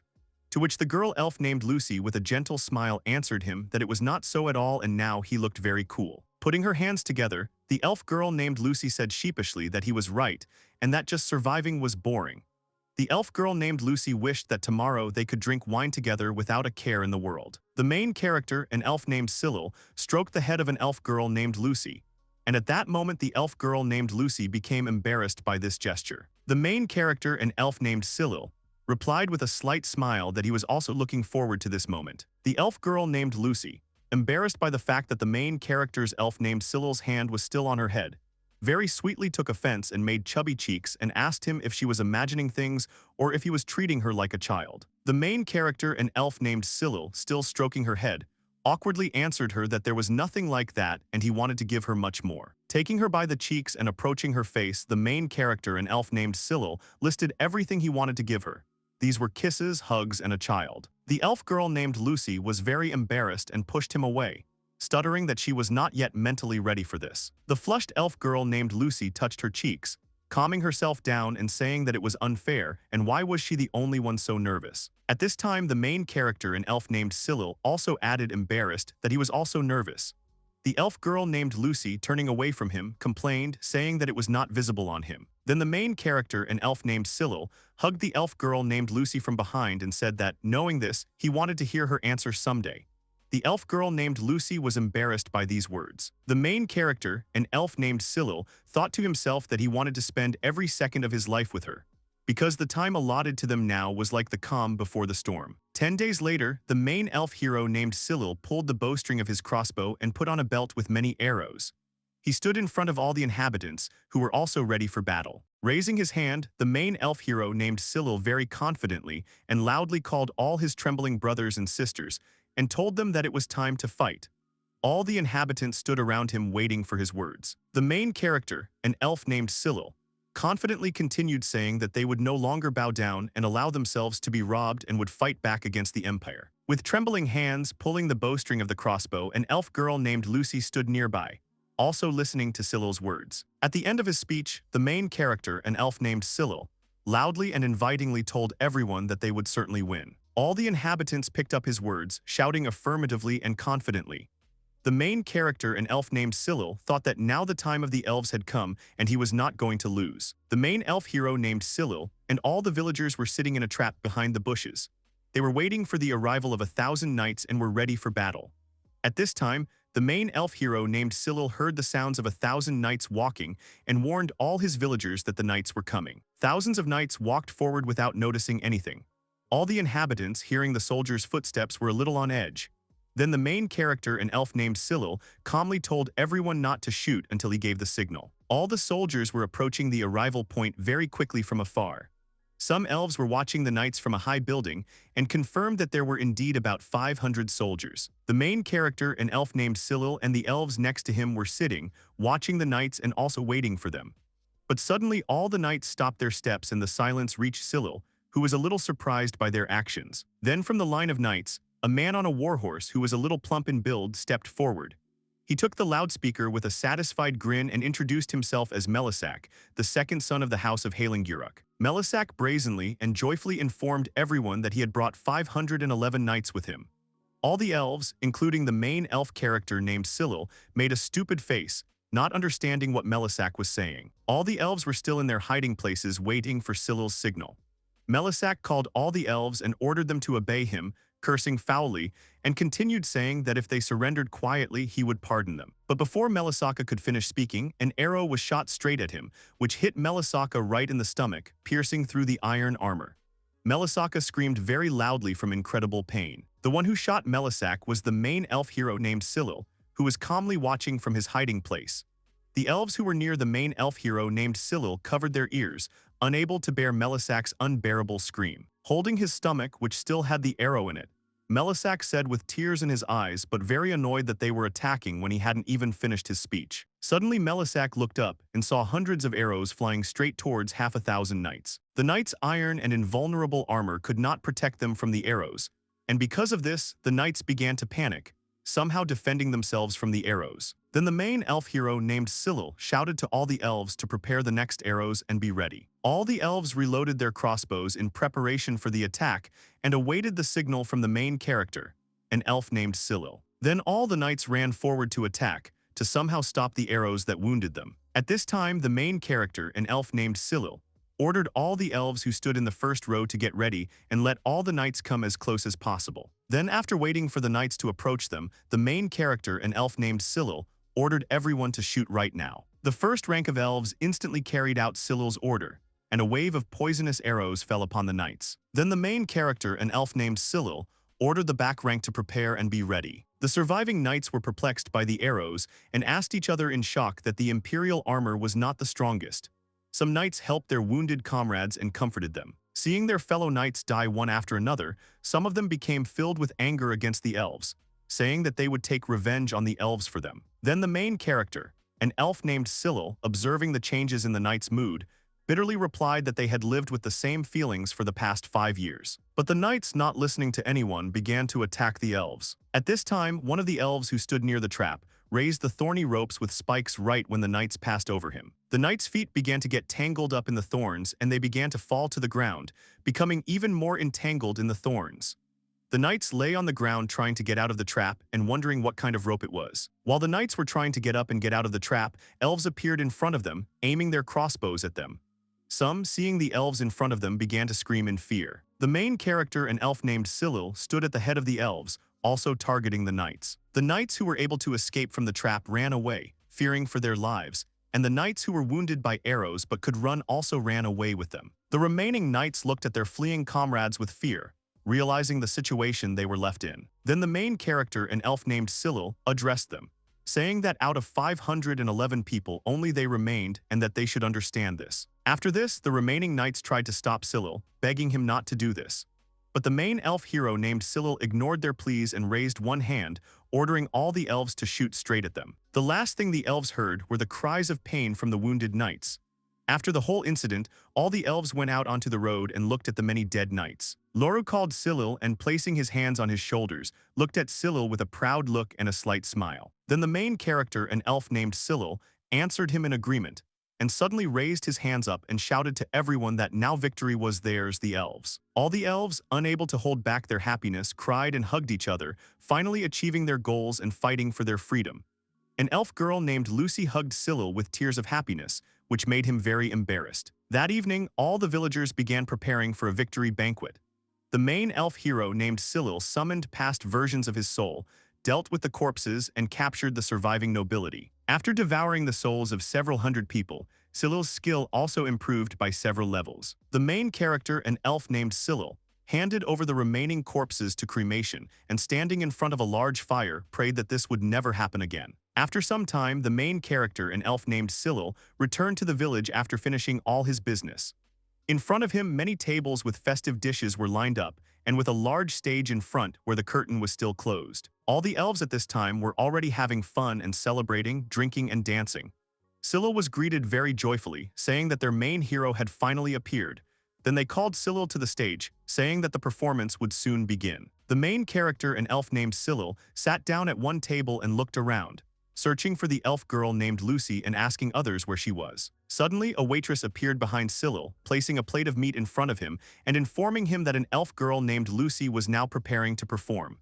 The waitress, stuttering and embarrassed, introduced herself to him as Kanai, to which the main character, an elf named Cyril, answered her with a friendly smile that he knew her. After all, the village was small. Kana became even more embarrassed when she heard these words from him. Kana looked at Cyril with loving eyes, joyfully thinking that he remembered her. But suddenly, all her dreamy thoughts were interrupted by the music that foreshadowed the beginning of the performance. The main character, an elf named Cyril, also noticed this music. 3 beautifully dressed elf girls came out on stage playing their instruments. One of them played the flute, another played a small harp, and the third presented a performance. The elf began her speech by asking for forgiveness for such a long wait, and announced that they would now perform a dance of the color of the sun, and the role of Shirano would be performed by an elf girl named Lucy. The elf asked everyone to pay attention to the performance. An elf girl named Lucy appeared on the stage, incredibly beautiful and wearing a light dress. She said to herself, a little embarrassed, that now she is Shirana herself. Having calmed down a little, the elf girl named Lucy began her dance, thereby showing the story. The elf, who had been playing instruments, began to tell a story as the elf girl named Lucy danced. The elf began her story by saying that once upon a time the world was covered in darkness and monsters ruled it. The world under the hand of the demon king was full of despair, but there were those who resisted him. As the story was told, the elf girl named Lucy continued to dance, complementing the magical story with her movements. A human knight, a half-beast warrior, 2 high elves, and an angel with a steel body. The demon king fell at the hands of the heroes, but the price of that victory was too high, and all the heroes fell except for the one high elf. This is the maiden, their ancestress Shirano herself. At that moment, Cyril's mind began to fill with his past memories, in which one elf told him not to worry. The main character, an elf named Cyril, was confused by the sudden memory, and because of this, he lowered his head and began to massage his temples. In his mind, he understood that these were his past memories. Noticing his confusion, the waitress Kana approached him asking if he was okay. To which the main character, an elf named Cyril, smiled calmly and replied that he was fine. The elf's story continued. She spoke of the place where Shirano herself would once again set out on a journey so that such a tragedy would not happen again. Soon, Shirano herself meets the great wizard, Shujin, and the two continue their journey together. Using the world tree as a catalyst, they set up the 9 seals. The seals collect evil forces and destroy them, making it impossible for either the monsters or the demon king to be reborn. The elf finished her story by saying that at the end of her journey, Shirana herself gathered the elves and created a village, and so the story of their home began. At this time, the elf girl named Lucy also finished her dance, making a curtsy on the last movement. The elf ended her story by saying that Shirano herself looked after this village until the end of her life, and then quietly retired. The main character, an elf named Cyril, after the end of the story, thought about the fact that at the time when Shirano herself created the village, the great magician ended his life alone, but next to him was a human girl who looked like Shirano herself. The main character, an elf named Cyril, thought that perhaps it could be her daughter, but Shirano was an elf, which meant that her daughter could not possibly be human. The main character, an elf named Cyril, thought, asking himself, what was the past him who created Shirano's replacement and what was her name? All the elves loudly applauded the elf girl named Lucy and praised her. The elf girl named Lucy was embarrassed by such a wave of praise standing in the center of the stage.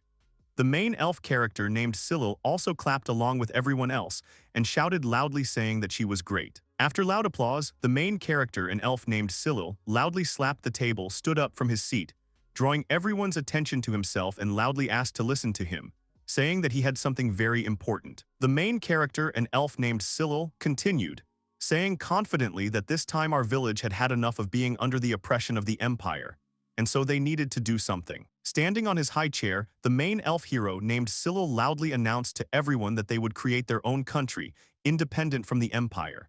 A country created by their own efforts and their decision. The main character, an elf named Cyril, raised his hand and said that here and now he proclaims the beginning of the history of their country, and it will be called Elsch. The main character, an elf named Cyril, proclaimed his country on Elsch. All the elves that surrounded him and the elf girl named Lucy began to clap joyfully and support Cyril. The word El means blessing, and when combined with part of the name Lucy, it becomes Elsai. Blessing of Lucy, this is the meaning that the main character, an elf named Cyril, wants to put into it the most. A few days after that battle, the elves put the corpses of the dead aristocrats on display and waited for the Empire's reaction. And very soon, the Empire must begin to act. Lucy was sitting in the garden, picking and looking at the grown fruits. She touched one stem of the plant and said that the stem had turned yellow and would soon be ready to pick. Next to her sat the main character, an elf named Cyril, who was also examining the plants. The main character, an elf named Cyril, thanked her with a smile, saying that without Lausier they would never have been able to achieve such results. Lausier, with an embarrassed smile, told him that it was all because the main character, an elf named Cyril, was trying, and she was also looking forward to eating potatoes again. The main character, an elf named Cyril, smiled shyly at her and stroked her head. Afterwards they stood up from their place and then Lussier asked him if they would be harvesting. To which the main character, an elf named Cyril, answered her in denial, saying that tomorrow he would gather the people and get busy with the harvest. Then Lussier happily added, saying that potatoes taste best when they are freshly cooked and with salt. Hearing the word salt, the main character, an elf named Cyril, remembered one thing and told Lussier about it. The main character, an elf named Cyril, told Lussier that he was going to visit the village of fire foxes, because a lot of rock salt could be found on their territory. In addition, elves and fire foxes have been friends for a long time. The main character, an elf named Cyril, said that he wanted to offer them cooperation, and it would be great if they would stand up to the Empire with them. Fire foxes, as the name of their tribe suggests, are a race that wields fire magic. And although their tribe is not large, their abilities are enough to resist the imperialists. When Cyril's father was the village chief, he was friends with the chieftain of the Fire Fox village. Cyril's father often took him to their village to trade meat and salt. After listening to Cyril, Lussier asked him a little sadly that he would go to that village only for this reason. Then sadly turning away and sweetly angry, Lussier asked Cyril once again if he didn't want to go there for his betrothed Ku. The main character, an elf named Cyril, asked her again about Ku in surprise. Ku, the daughter of the chief of the Fire Foxes, is a childhood friend of hers and Lussier. And as children, they often saw each other in the territories between the villages. Then the main character, an elf named Cyril, explained to the fox a little awkwardly that Ku was not exactly his betrothed, since their parents had decided everything for them. Lussier looked at him more calmly after his explanation. But at that moment, Kana ran to them calling Cyril. Kana ran up to them and, all excited, told Cyril and Lussier that they had a misfortune and asked them to go with her quickly. Lussier too picked up her mood and excitedly asked Kana what was going on. At the same time, the main character, an elf named Cyril, asked Kana if the Imperials had really arrived. Kana, breathing heavily after escaping, denied all their theories and bad thoughts, saying that everything was wrong. After catching her breath, Kana spoke about the inhabitants of the Fire Fox village. The main character elf named Cyril and Lussier were surprised by this, and the main character elf named Cyril ran very quickly back to the village to find out what happened. When he ran to the village, he saw a crowd of elves in front of him, who were looking at something in front of them. Stopping next to them, the main character, an elf named Cyril, asked the residents what was going on there. After opening his eyes in front of Cyril, he saw a crowd of residents of the village of Fire Foxes there. Loru stood next to them, telling them that it was impossible and they couldn't let so many people in. Also next to him stood an elf girl, agreeing with him, saying that this was an elf village after all. Then one girl from the tribe of the village of Fire Foxes came forward asking to listen to her. She said that they simply had no other way but to ask the village of elves for help. The main character, an elf named Cyril, was wondering why the Fire Foxes were in the village.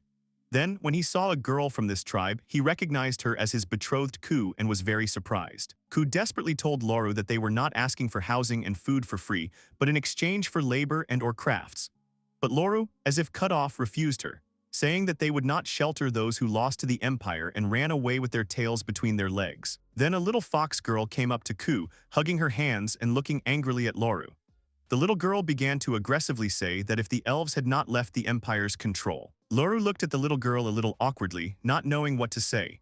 Then Ku asked the little girl called Fireplace to be quiet. Then the fireplace started to object, saying that it was all because of the elves, but Ku interrupted her, angrily telling her to be quiet.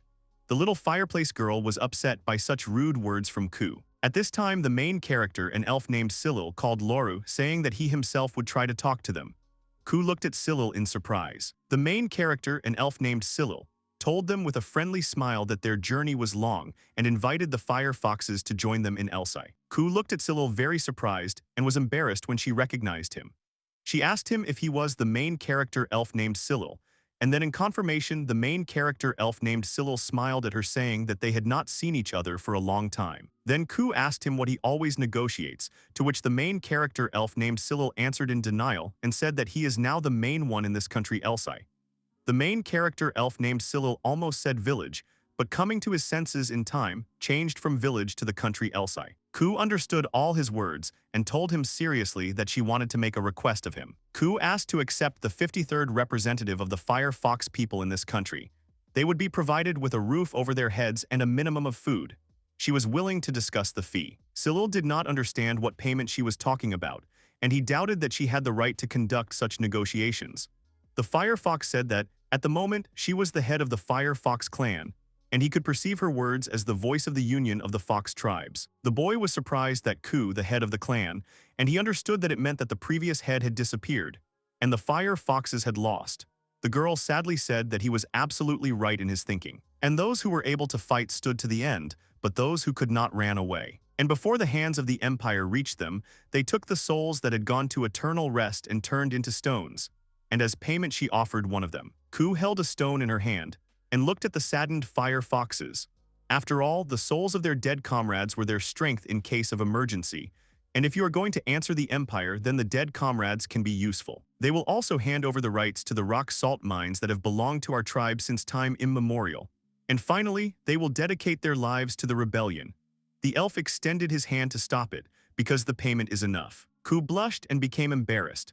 One of the elves asked to wait because food and shelter. He did not understand what all this meant and what was wrong. Cyril took the matter seriously and said that they could use his workshop as a shelter, and since it was already harvest season, there should be no problems with food. In addition, if the fire foxes join the Empire's resistance, their power will increase many times over. Since they have already defeated 500 soldiers, the Empire will soon take them seriously, and they will not stand a chance. The resident hoped that they would not have any more problems, because they would shelter the fire foxes. But there really won't be any problems with food, since the elder says so, then there's no need to worry. Someone thanked everyone and asked them to get back to work. And before you finally accept the fox tribe, you need to do something. The girls with fox ears were a little embarrassed. Cyril smiled and asked if it was true that they were all hungry. The young man offered to take them into the house and feed them. Ku said the fire foxes were impressed by the tour he gave them. The girl turned to Cyril because she didn't believe that they could really use this place. He confirmed his words without a doubt and thought that she was embarrassed that they were not settled with the elves. Ku was still trying to figure out what kind of technology this was, and she thought that other countries were also providing them with support. The guy immediately said that no one was helping them, and all this was created with the help of his magical power. The girl wanted to make sure that he was really capable of this. Ku apologized for being rude and thanked her very much for allowing her to use it. Cyril decided to prepare the meal for now because they all needed to take a bath. Ku looked down sadly. Cyril was walking down the street holding a saucepan in his hands. Suddenly a girl appeared behind him wanting to ask him for a minute. The guy saw with a little fear that it was Lucy. The girl apologized because she understood that he was already busy and that therefore there was no other moment to talk to him. The guy did not understand what was wrong because he was just cooking. And turning to Lucia again, he asked her for forgiveness because he took the ingredients. The girl interrupted him, thinking that he would really accept them, or rather the fox tribe. Cyril was very surprised by this question, but he confirmed his intentions with a serious face because he could not abandon them. The girl smiled and happily agreed, also saying that she would help with the cooking. The boy tried to make sure he wasn't angry. Lucy said that it was his decision, and if they were happy as friends, then she was happy too.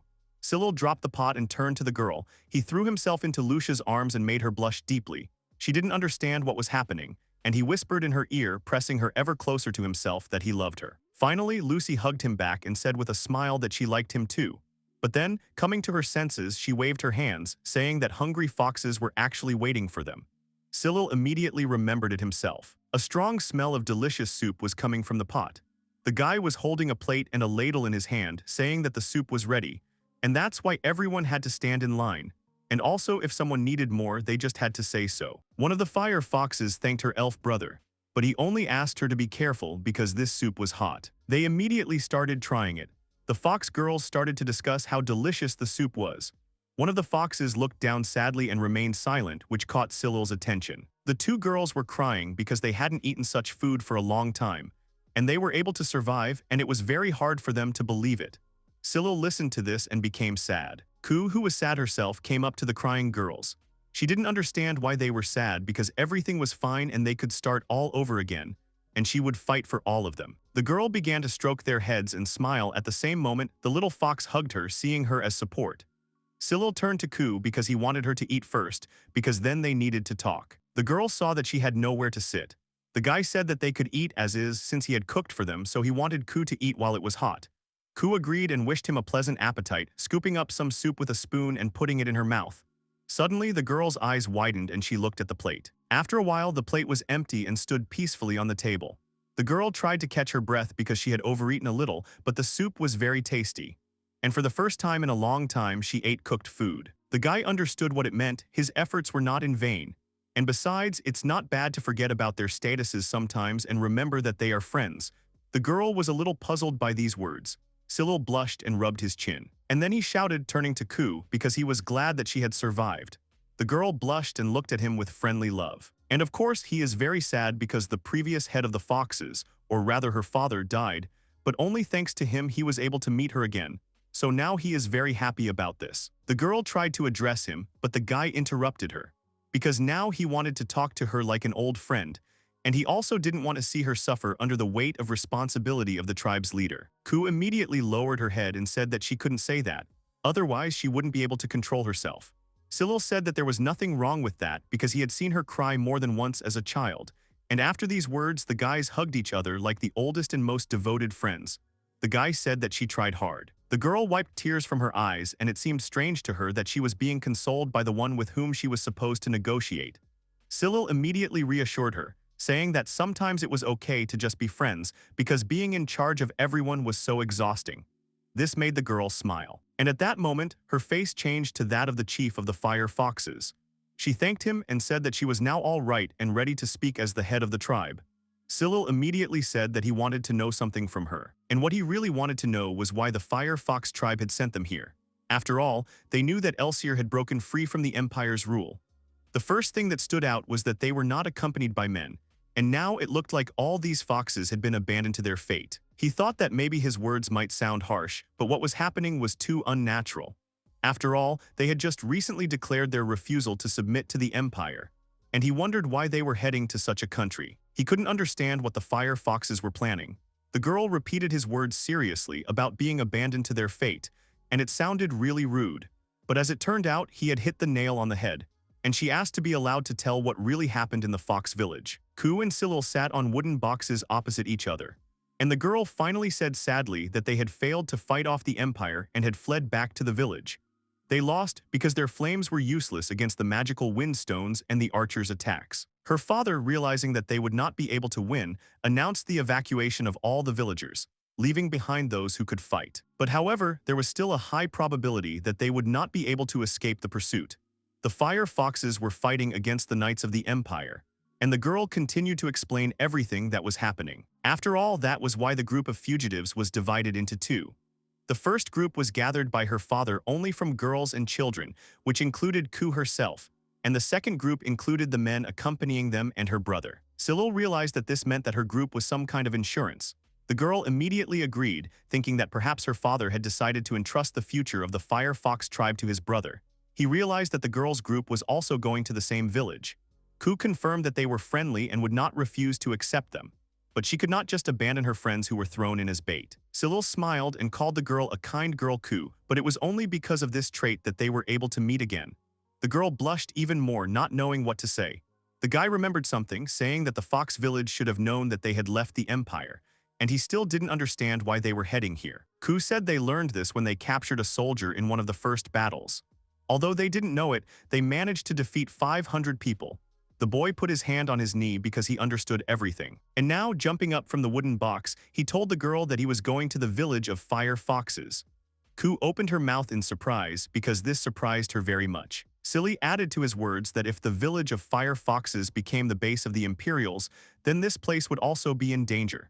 However, he did not know those lands that well, so he needed some kind of guide. And that's why he wanted the girl to go with him. Ku raised her hand, clenching it into a small fist, and with complete determination she said that she would go. It was midnight and Ku arrived at the village of fire foxes. The boys sat in hiding, watching what was happening in the girl's village. What they saw was truly terrible. What they saw made the girl cover her mouth with her hand in horror. In front of their eyes was complete devastation and debris from the fire fox village that had been wiped off the face of the earth. Cyril turned to Ku because he couldn't believe that the fox village had actually been there. The girl's eyes were very wide open. She could only say that there was no mistake and they were already there. After all, the girl had lived here for 14 years. In the village, side by side with everyone, she remembered the happy settlement and her father. Cyril said seriously that from what he saw, they had accepted the battles in the village, and he could still feel the echoes of the fire magic that had been used. The image of that battle between the fire foxes and the knights of the empire appeared before their eyes. And it seemed like the chieftain and the remaining fighters had used their own soul stones, creating a powerful explosion that destroyed the village. Ku's father took out his soul stone and used it furiously. The girl did not understand how this could happen. She remembered that her father said that once they got rid of the imperialists, they would be able to return to normal life. The girl began to cry loudly and there was nothing. She shouted angrily, calling her father a liar. After all, if he did this, it means he was thinking about death from the very beginning. Ku fell to her knees and said that they should have all run away together. And maybe then they could laugh again. But unfortunately, he parted with his life, leaving not even a memory of the village, or rather, leaving nothing. She kept saying that her father was stupid, because until the very end he held on to such a useless thing as the pride of the fire foxes, but they all needed to get together and escape. And even if he had gone with them, no one would have disappeared. The girl believed that his death was absolutely meaningless. Cyril turned to Ku, surprising her and telling her that she shouldn't say that. The guy grabbed the girl by the shoulders and said that now she is the leader of the fire foxes. But however, she dares to say that their pride was useless, denigrating the dignity of the dead. After all, who else but her would share their feelings? Because this is what made their death meaningless. The girl called the guy by name, putting her hand to her cheek. Bitter tears of resentment and disappointment flowed from her eyes. The guy's hands were still on her shoulders. He continued to look at her seriously. Cyril turned to Ku, saying that her father had struggled with the fear of death, but he had still fought to the very end for the sake of his comrades. She must understand how hard this decision had been for him. The girl began to wipe away her tears with the sleeve of her sweater. She understood everything, and since she was now the chief, she couldn't let her emotions get the better of her. But if she got too much, Ku wanted him to be there to support her in that moment. Cyril agreed unconditionally, because if she was trying so hard, he would definitely support her. The girl rose from her knees and thanked her friend over her shoulder, and decided to offer him to take some salt and return to Elves. The next day came. The man approached Cyril because he had received a message from the Empire. It was an offer of peace negotiations. They talk well, of course, but it seemed like it was a ploy to punish Elsier. The man was only interested in what they would do with it. Cyril thought about it, and most likely he would have to hurry with the preparations. The guy was talking to the fire foxes and explaining something to them. One of the girls happily realized that he had some kind of task for them. The guy squatted down and confirmed her guess, and this task was very important. He asked to collect all the fire foxes. The girls beamed with enthusiasm and agreed, saying that they would call everyone right away. They immediately ran to find all the foxes. Cyril only said that they were very cheerful, but it seemed to him that they really did look too happy. The remaining girl grabbed the tail with joy and said that it was indeed so. After all, they didn't have many opportunities to talk to a guy. And of all the men to whom they wanted to hand over their tail, Cyril was number one. The guy didn't understand what she meant, and suddenly another fox appeared behind the girl, who addressed the first one, calling her Kemen and asking her not to bother Celila. It was Ku's sister. The boy immediately apologized for making them all gather so quickly. She said it didn't matter. After all, they were very grateful to him for his leadership. Finally, the call to all fire foxes began.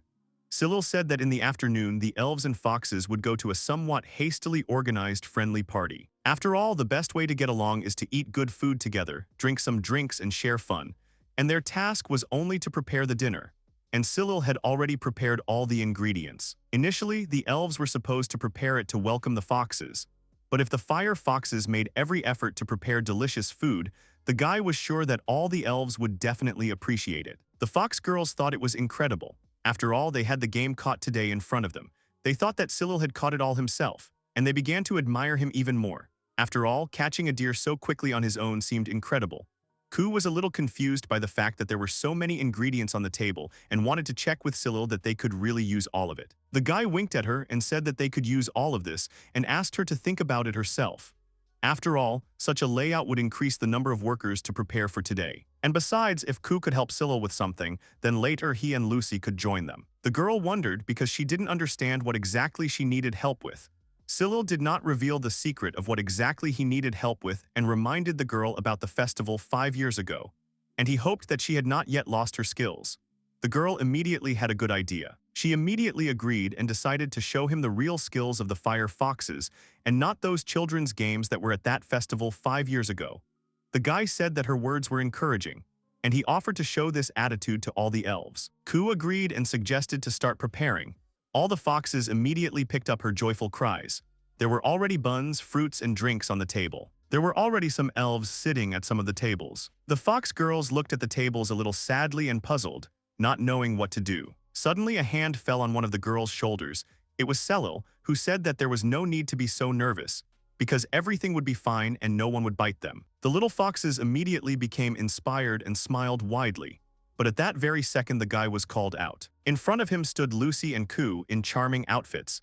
The girls thought that he was waiting for too long, but the guy opened his mouth from the beauty of the ladies in front of him. A joyful Lucy reminded that she had said that Ku was beautiful, and it didn't matter what she wore because everything suited her. Ku denied it and thought that Lucy was much more beautiful because she was like a real fairy. Cyril looked at the girls silently and was very embarrassed. The girls did not understand what was wrong with him. The guy blushed very clearly and opened his mouth, not knowing what to tell them. Then he waved his hands and began to deny. After all, everything suited them both very well. He first turned to Lucia, saying that she looked very cute, and then he turned to Ku, saying that her outfit was very beautiful. The girls blushed and asked the guy not to embarrass them. Ku said that it was, of course, very flattering, but her tail immediately tucked in. The guy, overcoming his awkwardness, said that they should try today, and first they need to greet Ku.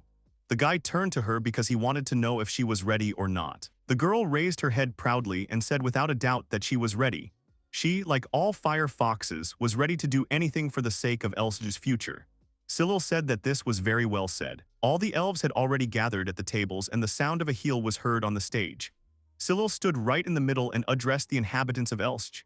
He thanked them for having gathered here despite their busy schedules. Today they were holding a meeting, welcoming their new comrades, namely the Fire Foxes. Ku appeared on the stage and addressed the Lord Elves. The girl introduced herself and said that she was the leader of the Fire Foxes. And on behalf of all the Fire Foxes, she expressed her deep gratitude for sheltering them in Elsch. The elves sitting at the table joyfully raised their glasses of drinks, listening attentively to the fiery speech of the chieftain. The girl continued, saying that today, as a token of their gratitude for having given them a place, they had put their hearts into the food on each table, and they hoped that they would enjoy the treats. Ku went to the next table and addressed the Lord Elves once more, saying again that she was Ku, the leader of the Fire Foxes, and that on behalf of all the Fire Foxes she expressed her gratitude for sheltering them in Elsia, and again repeating that today as their gratitude for giving us a place, and also that they put their whole soul into the dishes on their table, and hoping that they would like it. The girl asked to be careful because all the dishes were hot, and the other fox girls also said this, thereby greatly impressing the elves. Ku added that not only in today's cooking, but they are ready to continue to contribute to the overall development as residents of Elsch. The girl raised her glass and said that she wanted to drink to the cooperation of elves and foxes, and also to universal prosperity. The girl extended her glass towards Cyril, who looked at her with a gentle smile and agreed, raising his glass. They raised their hands above their heads, proposing to drink to their new comrades. Everyone joyfully clinked their glasses against each other, clinking them for such a beautiful toast. Some of the drinks spilled out of the mugs, but no one cared because everyone was happy. At first the elves and the fire foxes kept to themselves, but as the fun grew, they began to socialize more and more with each other. Ku, who were wary of each other, forgot all their differences, and by the way, the man was somehow too carried away by her. Cyril began to think about whether to give him a dressing down after the party or not. He didn't like the way they hugged each other, and especially drunk Rolu. And finally, it was time for the main event of the day. Cyril turned to his friends, hugging Ku and Lucy. After all, they had prepared a special performance today. He asked to meet the elf dancer Lucy and the fire fox singer Ku. The girls opened their mouths in surprise. But then Lucy said that there were 3 participants and introduced the 3rd participant, the musician Cyril, their leader and hero who threw off the yoke of the empire. Ku picked up the elf girl's speech and added that he is also the benefactor of the fire foxes. After all, it is thanks to him that they are here now. It was a joint performance between the elves and the fire foxes, and they wanted to have fun. At that moment, the elves and the foxes finally completely broke down the wall separating them. Morning came. Cyril was sleeping peacefully on the bed, but at the same moment he began to open his eyes, because sunlight coming from the window began to enter them. At first the guy couldn't figure out where he was, but then he assumed it was a workshop. He began to remember yesterday's events. He realized that during the fun he had drunk quite a bit. Suddenly Cyril noticed a girl standing near the bed he was sleeping in. He was surprised that it was Ku. She was currently discussing how her dress was cute, but now it was all wrinkled. The girl suddenly turned towards the bed, and Cyril managed to turn away from her, turning his back. The girl began to approach the bed and lay down on it, hugging the guy, thereby embarrassing both herself and him. Ku began to apologize to Lucy, but she wanted to borrow her boyfriend for a while. The girl turned to Cyril because she wanted to make sure he was asleep.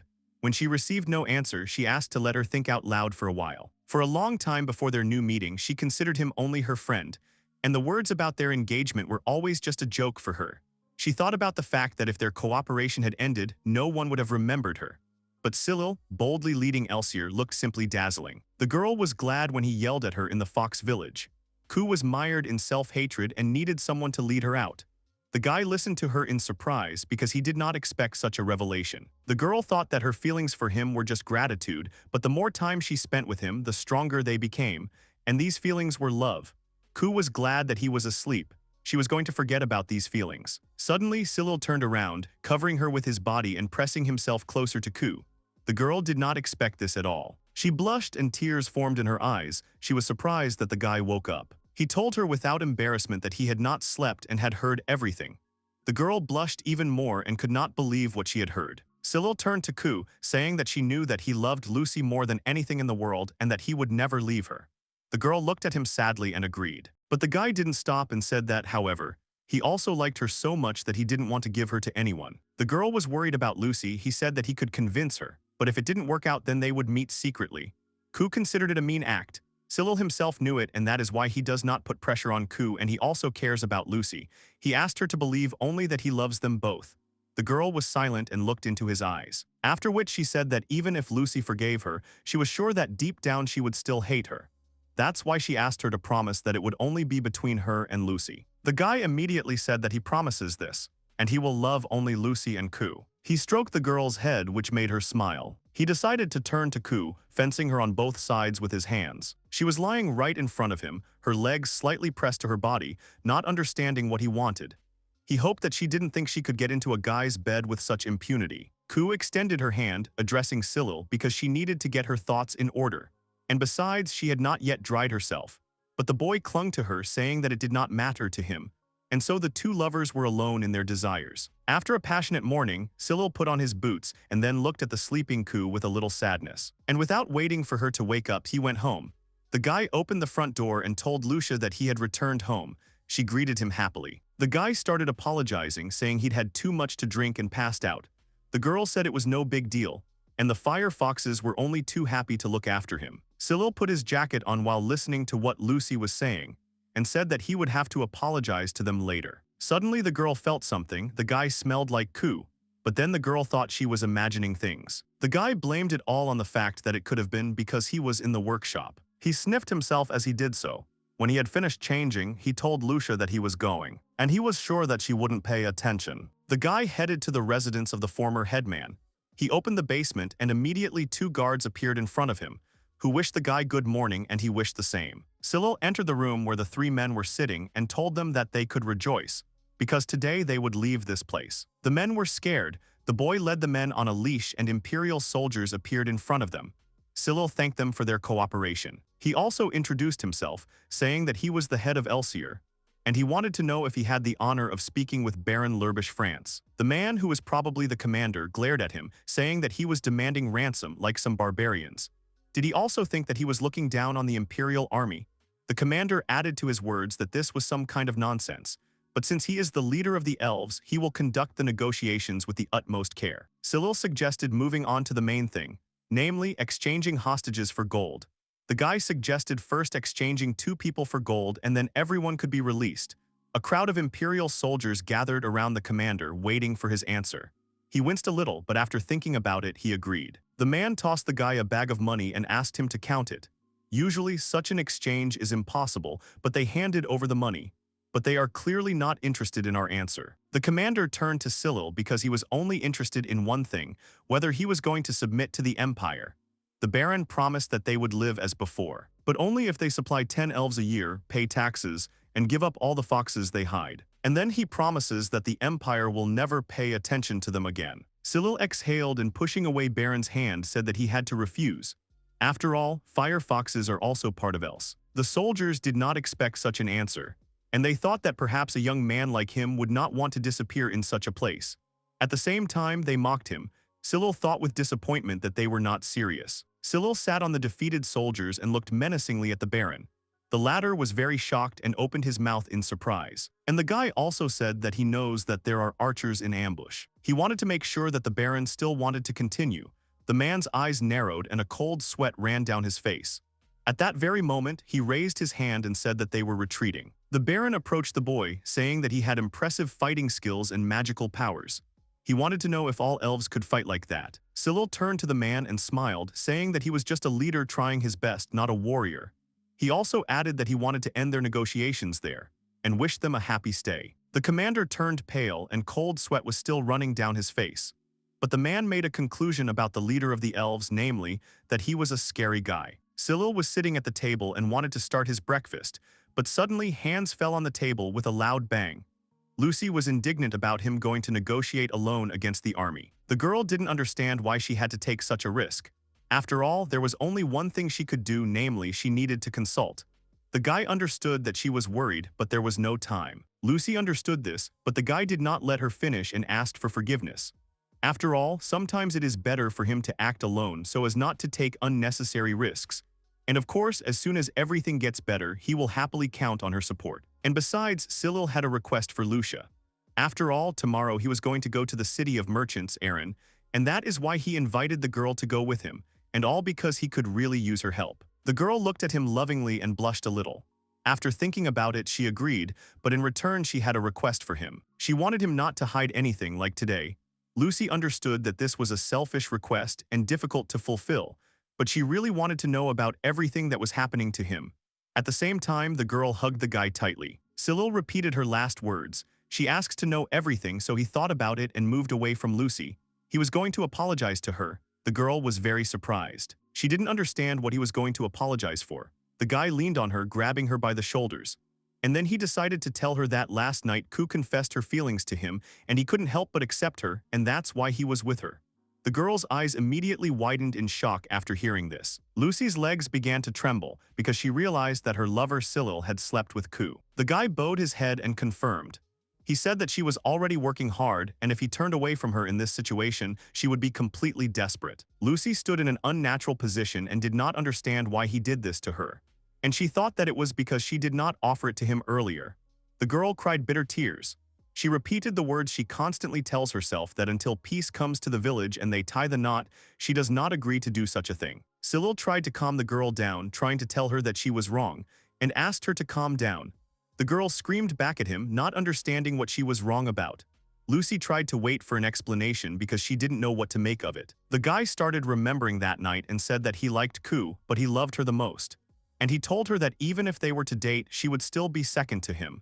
The girl realized that Ku had agreed to these conditions. But even though she said that she wanted to know everything, she didn't want to hear this. The girl burst into tears because Cyril was her lover and Ku was her friend, and she didn't want to hate them. The girl approached the door and Cyril started shouting after her. The girl apologized and said that after that, it would be better for them to be apart today. The guy again put his hand on his beloved's shoulder, telling her not to hurry, because it was better for him to leave. After all, this was her home. And tomorrow morning he will come again. He was silent for a while, after which she said that he had not lied when he said that he loved her more than anything in the world. The girl turned away, offended, saying that she would like to believe him. Cyril walked along the night path, and behind him, behind the half-open door, he was accompanied by Lucy, who was watching him. The boy told Ku that he was going to the Kingdom of Kamen and invited her to go with him. And most likely Ku guessed everything from his behavior, but she only answered him with a refusal and wished him luck. Cyril understood that it was all his fault. She quietly wondered if Lucy would ever forgive her, but Cyril could not answer that. The next morning came, Ku and Cyril were standing in front of Lucy's house. They were waiting for the mistress of the house to come out, and both were sad and depressed by their guilt. Ku also looked at the girl a little frightened. The girl responded in a weak voice. Her face showed the sleepless night she had cried through. There were bruises under her eyes, and her face conveyed a tired and pitiful look. Cyril immediately went on the offensive, trying to explain something to the girl, but she interrupted him. She said that she had thought about it for a long time, but she really loved him, and that's why she wanted him to promise something. The guy looked at her with hope, and he became interested in what kind of promise he had to give. The girl extended her hand to seal this communication. After which she told him not to make her suffer like that again, and therefore he should never lay hands on other girls again, because she will never forgive that again. Ku watched their conversation with a sad face. She was at that moment ashamed of her betrayal in front of her friend and sad about Cyril's promise, who at that very moment extended his hand towards the girl. And he promised that he would never do that again.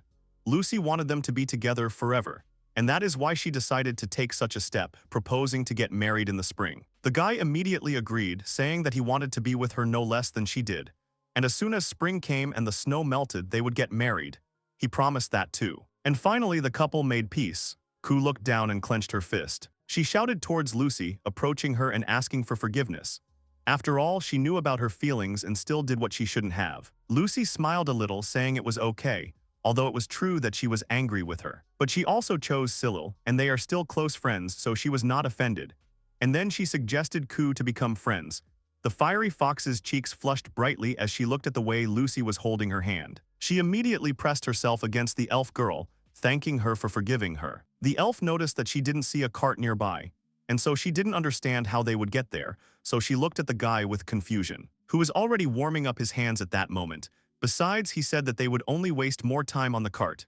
Therefore, he would use magic. Lucy didn't understand him because there were 3 of them, and she didn't understand how he would transport them all. Ku wiped tears from her cheeks and said that everything was fine. The guy was already holding the girls in his arms, and Lucy was in front, and Ku was hanging on his back. The elf couldn't believe that they were seriously going to get there like this. Ku confirmed, thinking that she had already forgotten how quickly they had reached the Fire Fox village. Cyril said they were leaving, so the girls had to hold on tight. The young man turned to Ku and warned her that the headwinds would make them cold, so he asked her to use fire magic to warm them. The girl grabbed the guy tighter and started using fire magic, as Cyril had told her.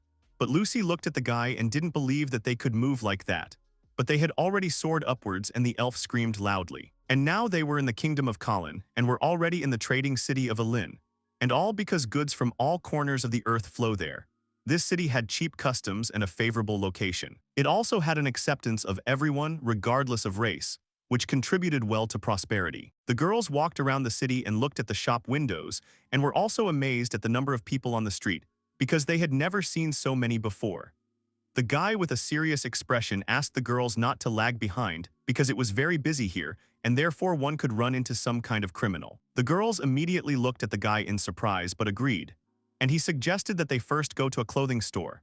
After all, their race rarely comes here, and therefore it is better to choose something inconspicuous. And so the guys were already in the clothing store and were choosing suitable images. And finally, they found a cape for Ku that covered her ears and a headband for Lucy that also hid her ears. And it was much better this way. And now they could walk around the city in peace. The saleswoman was glad that she could help them.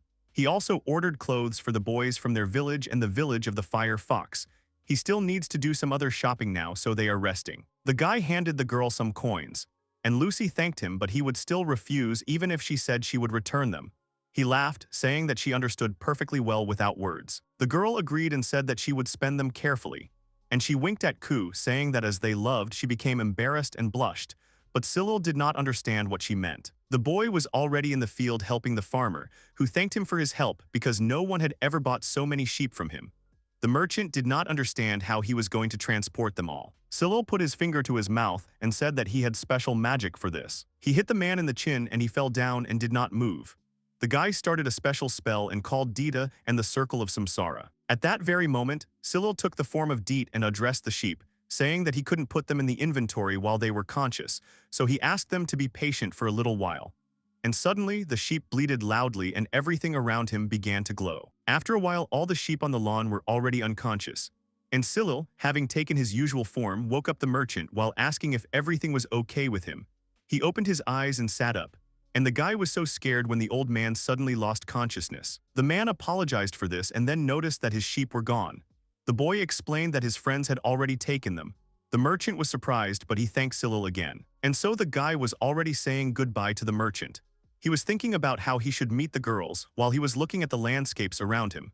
And then it was already deep night. The girls greeted him joyfully. Cyril apologized to them for being late and blamed it on the fact that it was difficult to find good sheep. Ku said the main thing was that he was able to find them, and she said he did a great job. The guy thanked them and wondered if they had bought anything for themselves. Lucy thought about it and put her finger to her lips, and later she said that he should probably see it for himself. Cyril was puzzled by her words and did not understand what awaited him. But at that moment the girls looked at each other contentedly, realizing that he would like the gift. A square package with a bow appeared on the table in front of him, and the girls asked the guy to accept this gift. He unpacked it and saw that there was a pocket watch inside. Such a gift obviously surprised him. Ku said that they had thought about it and decided that it would be a great gift. And Lucy echoed her words and said that he had, of course, told them to spend the money wisely, but they really wanted to please him. Lucy smiled and thanked Cyril for all he had done for them and the village. Ku echoed the thanks and added that they were very grateful. Cyril lowered his head. He felt awkward and even a little angry because they gave him a gift, even after everything he had done. Suddenly, the guy jumped up from his seat and flew into the girls' arms, thereby frightening and confusing them with his action. The guy almost cried as he thanked the girls. After all, it was the best gift in the world. The girls asked him not to throw himself like that again, and one of them even had trouble breathing. And now it was morning, sunlight was starting to come through the window, and 3 boys were sleeping peacefully on the bed. They were walking around the city streets again, and after buying everything they needed, they headed home. The girls jumped back into their places on Cyril's body and they quickly headed towards home. The fire fox's tail began to wag. The guy was confused by this and did not understand what was going on because she had been wagging her tail for some time. The girl said that, to tell the truth, there was a village nearby where her brother and the others had fled. But if they looked there, the journey to Elsier could take much longer. Cyril said that he didn't mind and suggested that he drop in to see them. The girl blushed and called him by name, not expecting the guy to agree. And after that she became their guide and took them straight to the village. Ku said that they had always been friends with the people of that village, and that it was close to Aaron and had large supplies of food. The guy found it strange that he did not feel the presence of living beings at all. He looked at the confident fire fox, who continued to guide them towards the village. Cyril decided to use the sense enhancement while Ku couldn't see it. Suddenly his eyes widened and he saw a body that was already lifeless. There was a fox girl lying there and her clothes were torn too. The guy tried to find out what it was and grabbed his head. All the girls turned to him to understand what had happened. Suddenly, a scream and the sound of a sword flying past were heard from behind Lucy. The boy reacted instantly and began to draw his sword, and he managed to block the weapon flying towards him. Cyril immediately blocked Lucy from the attack so that she wouldn't get hurt. But the guy's hand was still damaged. The elf immediately grabbed Cyril's shoulder to help him, and he tried not to show pain. The attacker recognized the guy as Cyril and joyfully said his name. After all, he not only survived her attack, but was also able to hit her back. Suddenly, Ku noticed fur on the attacker's neck, and at the same moment, expecting an answer, she examined the fur collar itself. But the dark-haired woman threw the fur on the floor, and at that very second Ku's piercing cry was heard. Ku's face betrayed many emotions, both anger and sadness. Tears froze in her eyes, but her face showed horror. She denied loudly. In front of her lay her brother's tail. The girl who attacked him understood that this meant that they were related. Cyril looked at the attacker with genuine anger.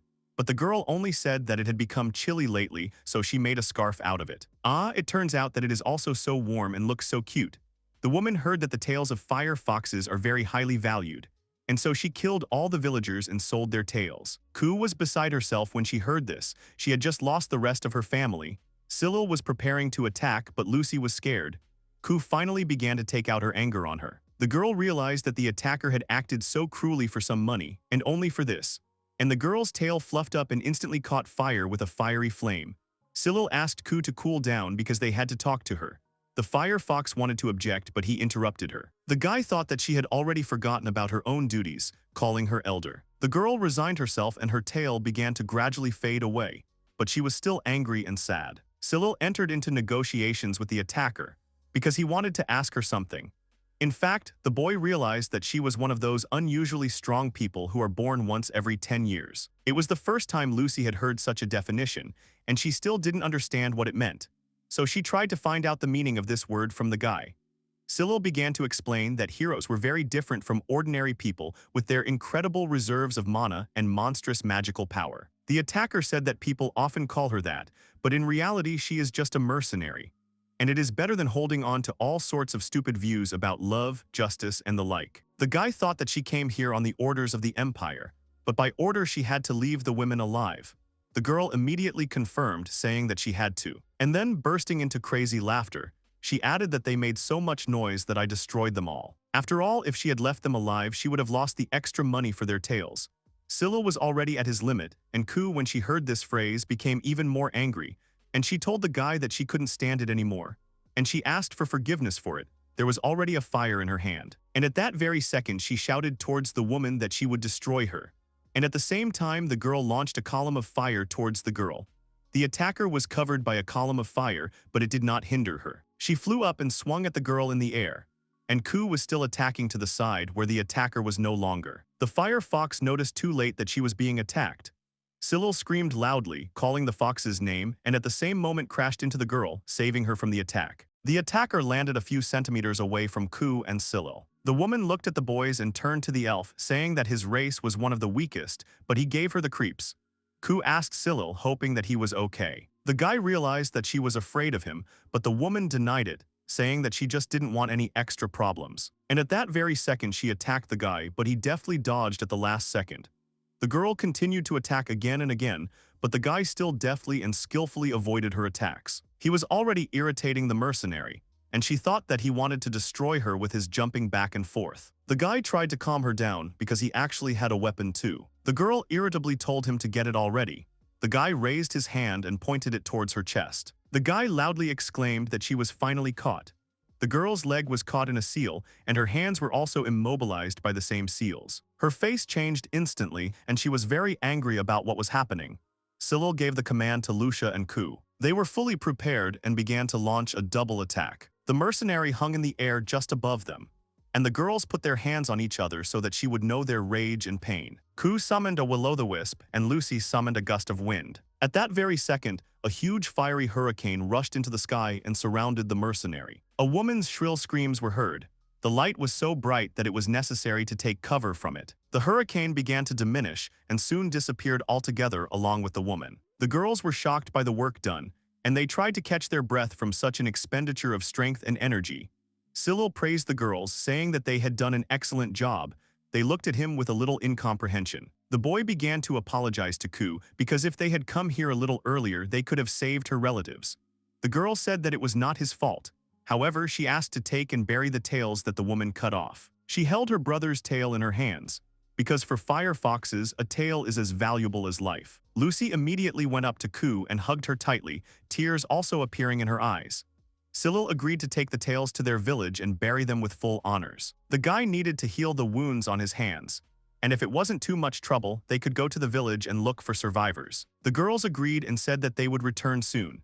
And at that moment the girls were already near the gates to the village, and Cyril watched as fiery stones fell from the sky. He realized that even this couldn't destroy her.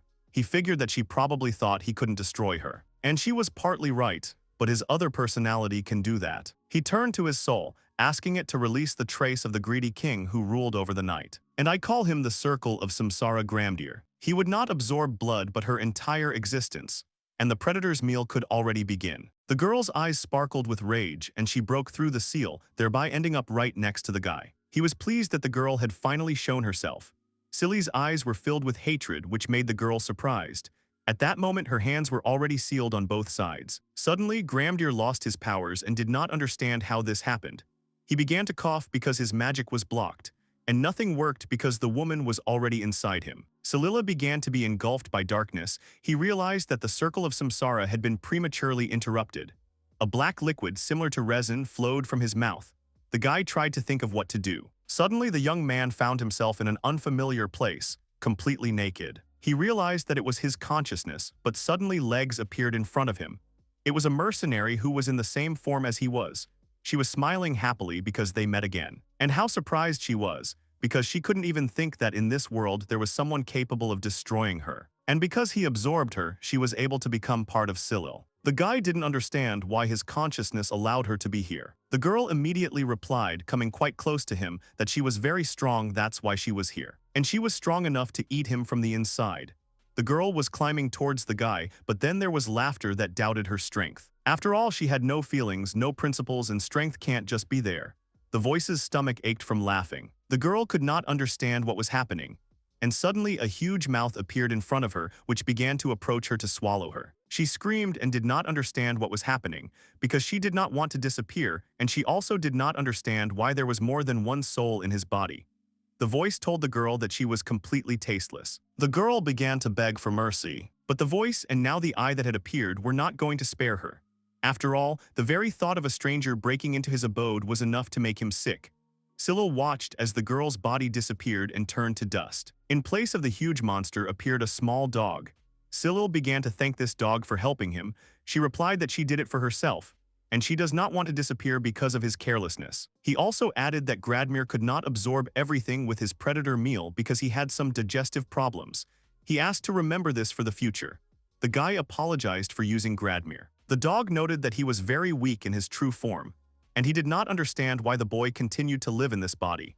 And at the same time, he also considered him strange. The guy replied that this was his own path, namely, to live this life using only the experience and memories from past lives. He wanted to remain the Cyril that the Lucy Ku loved. The dog laughed loudly, and he realized that although it was he who had just defended him, the dog decided to leave him because at least you amused me. But the dog was surprised that such a sentimental boy was defending him. He decided to give him one piece of advice. It would be easier and better for the guy to get rid of his habit of bumping into problem girls. After all, first there was the Jade Elf, then the Golden Fire Fox. He wondered who would come next. It seemed to the guy that he was interested in the girls much more than Cyril himself. The guy opened his eyes and saw above his face two crying girls who were trying to shout to him. And calming down and carrying the girls back to the village was much more difficult than fighting the hero. Ku held her brother's tail in her hands with a flower and ribbon on it. The Fire Fox tribe stood next to her, as did Cyril. The girl told him to make the earth feel soft to him, and she laid her tail in the ashes. Suddenly a voice came from the crowd. It was the fox girl who asked not to burn her mother.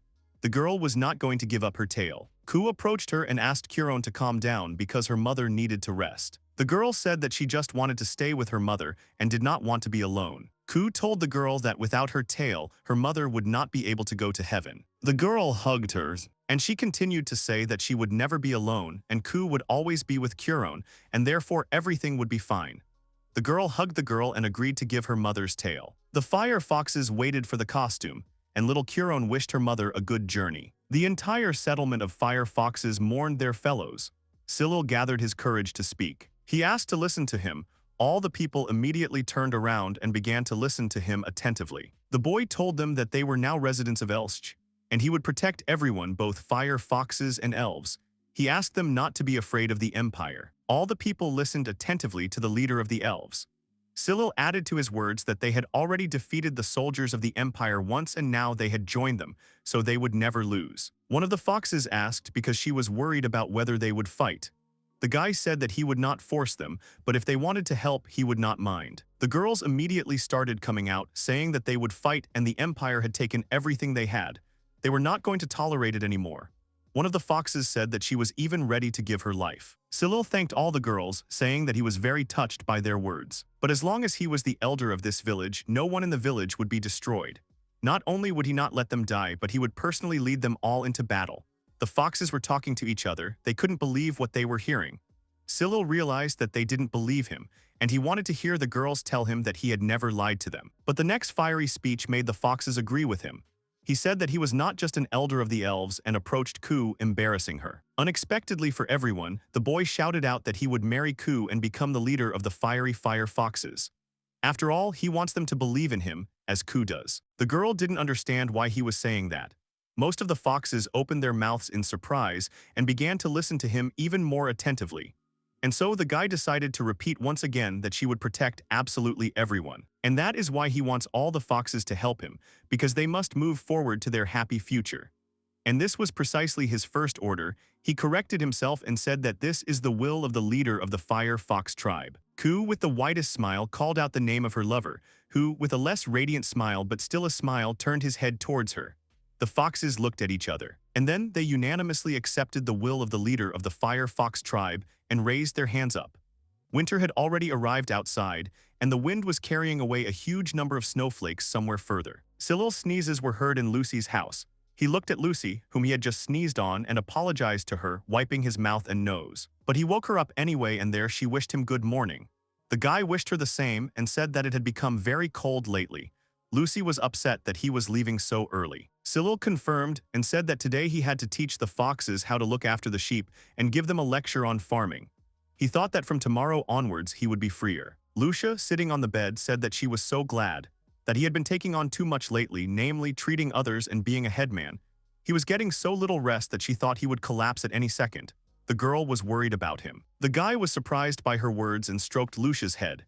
He told her that everything was fine and he would not do what he could not. The girl said that she believed him and wished him a good day. Cyril placed his hands on her cheeks and thanked the girl for her wishes, adding that he loved her, and the girl, as usual, reciprocated. After which they closed in a tender kiss. Cyril walked down the street, leaving footprints in the snow. He reached the door and began to knock on it. A multitude of fire foxes opened the door and wished him a good morning. The guy immediately greeted everyone in the same way. Kemen, Yukino, and Kuron stood in front of him, who immediately crawled up to him to hug him, which made him realize that they were so energetic. Ku approached the girls and the boy and asked them to stop bothering Cyril, because it was time to go for a walk and they should already go get ready. The girls joyfully and surprisedly exclaimed the name of the leader of the Fire Fox tribe. Cyril suggested that they go and look after the sheep, but they were not to complain. The girls showed by their whole appearance that they were bored with this occupation.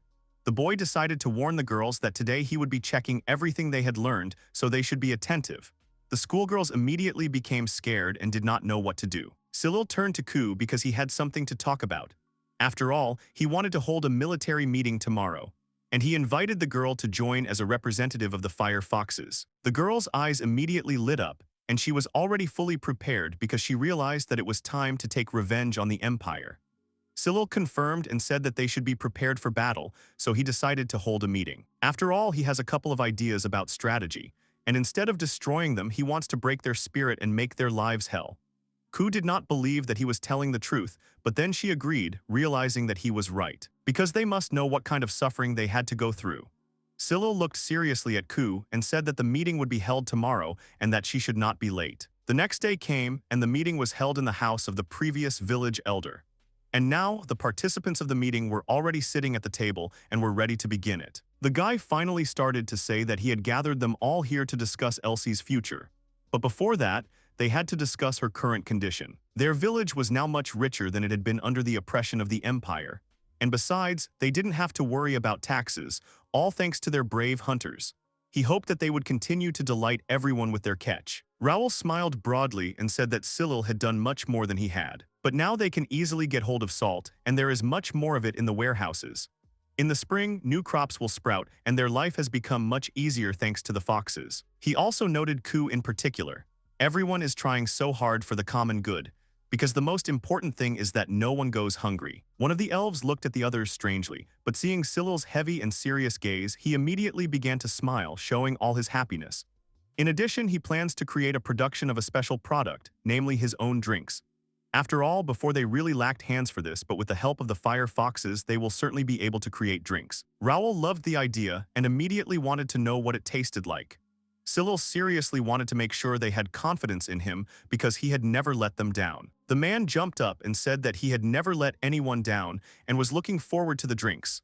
One of the people present asked to move on to the main topic of the meeting, and with contempt this same elf thought that he had gathered them here to boast of his successes.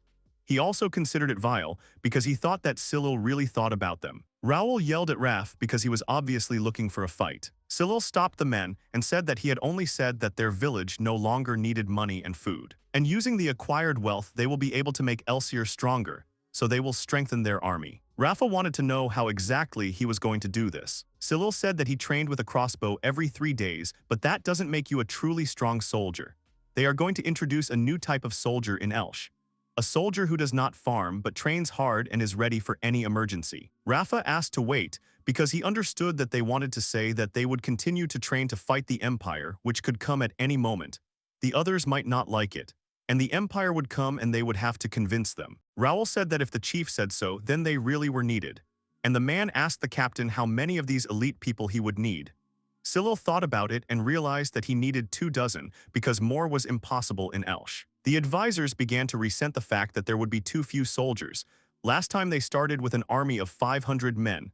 They did not understand what could be done with 20. But everything depends on the people. He needed snipers and scouts. Numbers don't matter. He wants to create soldiers that can do both. And with the right elves, he can do it. And besides, in the next battle, they will be attacked by at least 3,000 people.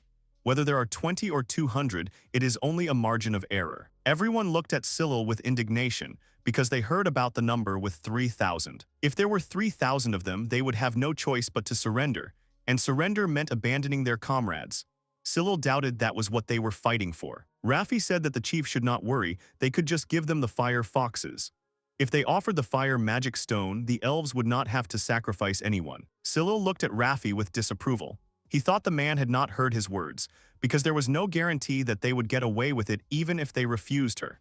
He said that everything would be fine if they gave them the fox. The guy didn't understand what made him say that. Raffi said that whatever the case, they would be saved if they just gave up on her. The fire foxes are Elsh's people, and he won't give them up so easily. Raffi was indignant because this was an elven village. And the fire foxes are not Elsh's people. He didn't know what he was talking about.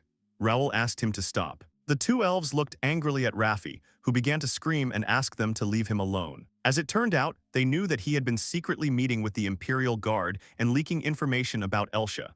And someone saw him at the crime scene, so there's no way to get away with it.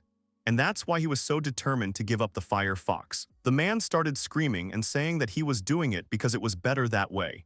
And he didn't understand how he could not understand that. And if he had leaked important information, Elsh could have been destroyed. Cyril did not understand why he betrayed them.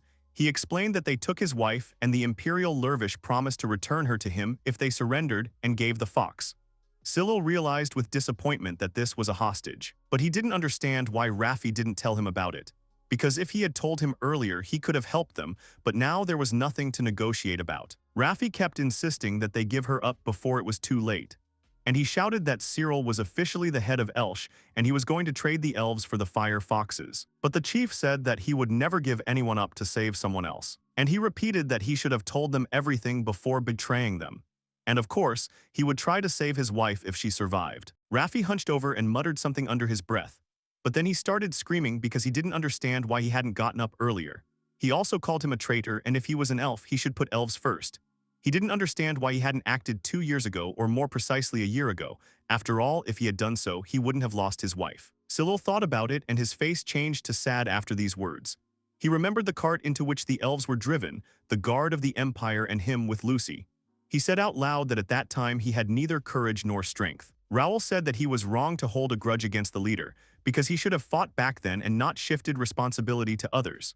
The guy said that he was not a person like Cyril, but just an ordinary elf.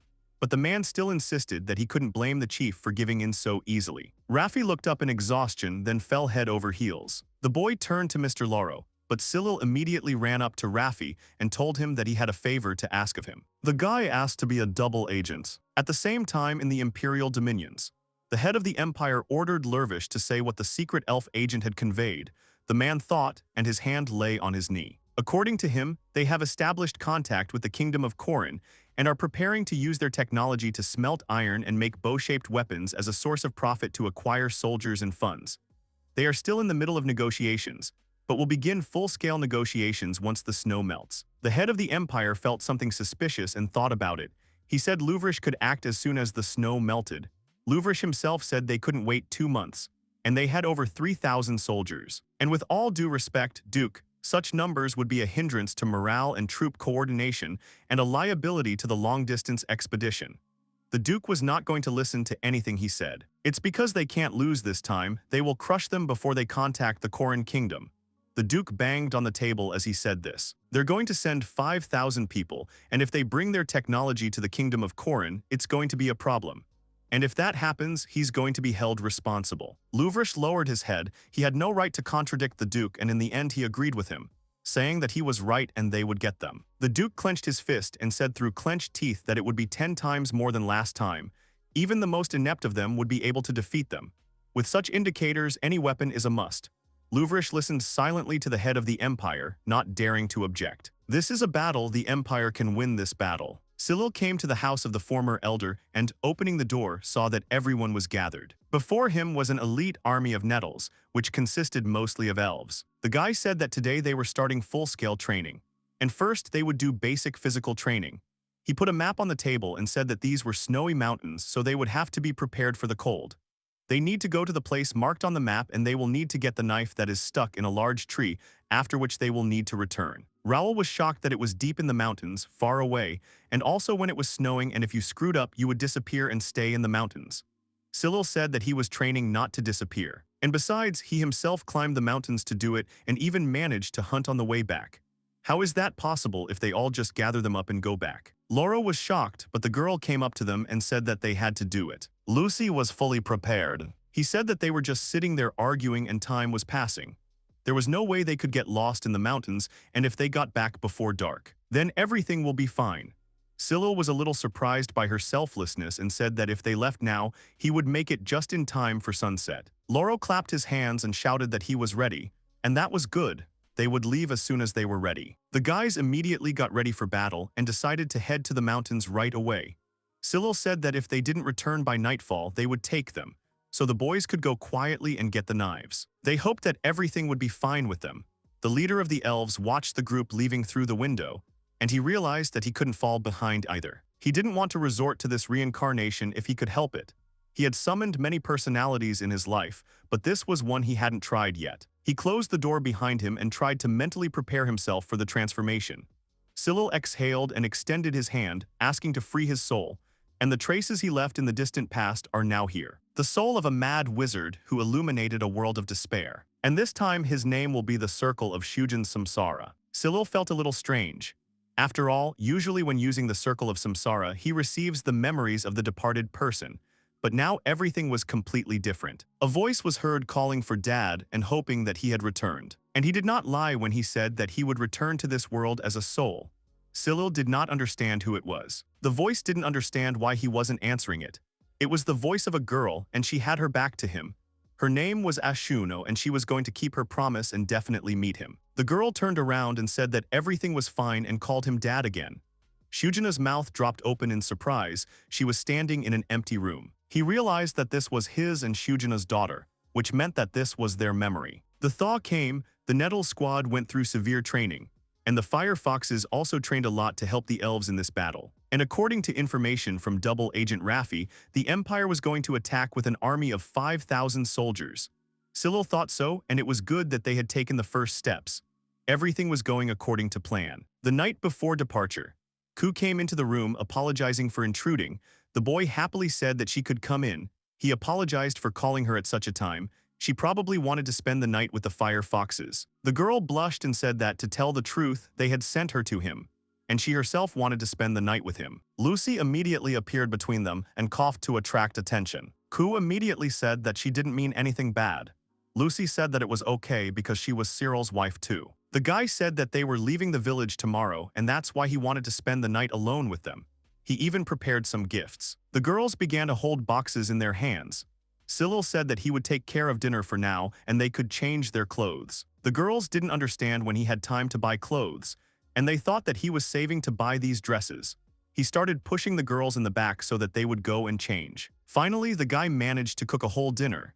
He wiped the sweat from his forehead and thought that it looked good. The girls called out to Cyril, saying that they were back. He turned around and was shocked by the girls' beauty. The dresses suited the girls very well, and the guy blushed when he saw them in them. He immediately said that they suited them very well and that Lucy looked very cute and Ku looked more mature, and they were created especially for them. The elf thanked the guy for such beautiful clothes, and Ku did not expect such a gift and also thanked him. The guy said that there was no need to thank him. and invited the girls to the table because he had prepared their favorite dishes. Lucy looked at the table and there was a cut of deer liver. They were traveling together then, and also venison soup, which he prepared for the foxes when they first gathered in Elsh. The girls still didn't understand why he had arranged all this, and they thought that this was their last meal. Cyril laughed, saying that he had another reason, and asked the girls to stretch out their left hand. They didn't understand why this was necessary, but the guy put rings on each girl's fingers, which were very beautiful. Cyril said he had arranged this dinner to celebrate their anniversary, and these are wedding rings. He looked at the watch the girls had given him and turned to the girls, offering to marry him when this battle was over. Lucy started to cry. She thought it was strange and she was very happy, but she couldn't hold back her words. And finally she agreed to accept his proposal. Ku also started to cry and also said that she was happy. The elf said that they both deserved this happiness. The guy walked up to the girls and hugged them, thanking Lucy for forgiving him then, and Ku for not hating him when he told her she was his second girlfriend. Tears appeared in his eyes too, and he said that he was very happy that he could be with them. He was counting on his girls. When he first became aware of himself, the air was just as dry, and all he did was lazily lie in the shade. But when he woke up, his life turned upside down. He asked his group if they regretted it, because it was time for them to go. The boys looked at each other, and Cyril turned to his boys. The guy said they needed to defeat the Imperial army and return home safe and sound. That kind of problematic work needed to be dealt with first. Lucy laughed at his speech and said that they weren't actually going to dig a field. Ku supported her and said that she expected to hear something like that from Cyril. The whole squad started laughing at this ridiculous situation, but the guy was serious, saying that the Nettle squad was leaving, and it didn't matter if they disappeared in this battle. His reincarnation would continue, and he would definitely make it the last one. He hoped that the boys would look after him. And so the groom and the two brides, as well as the rest of the squad, went into battle.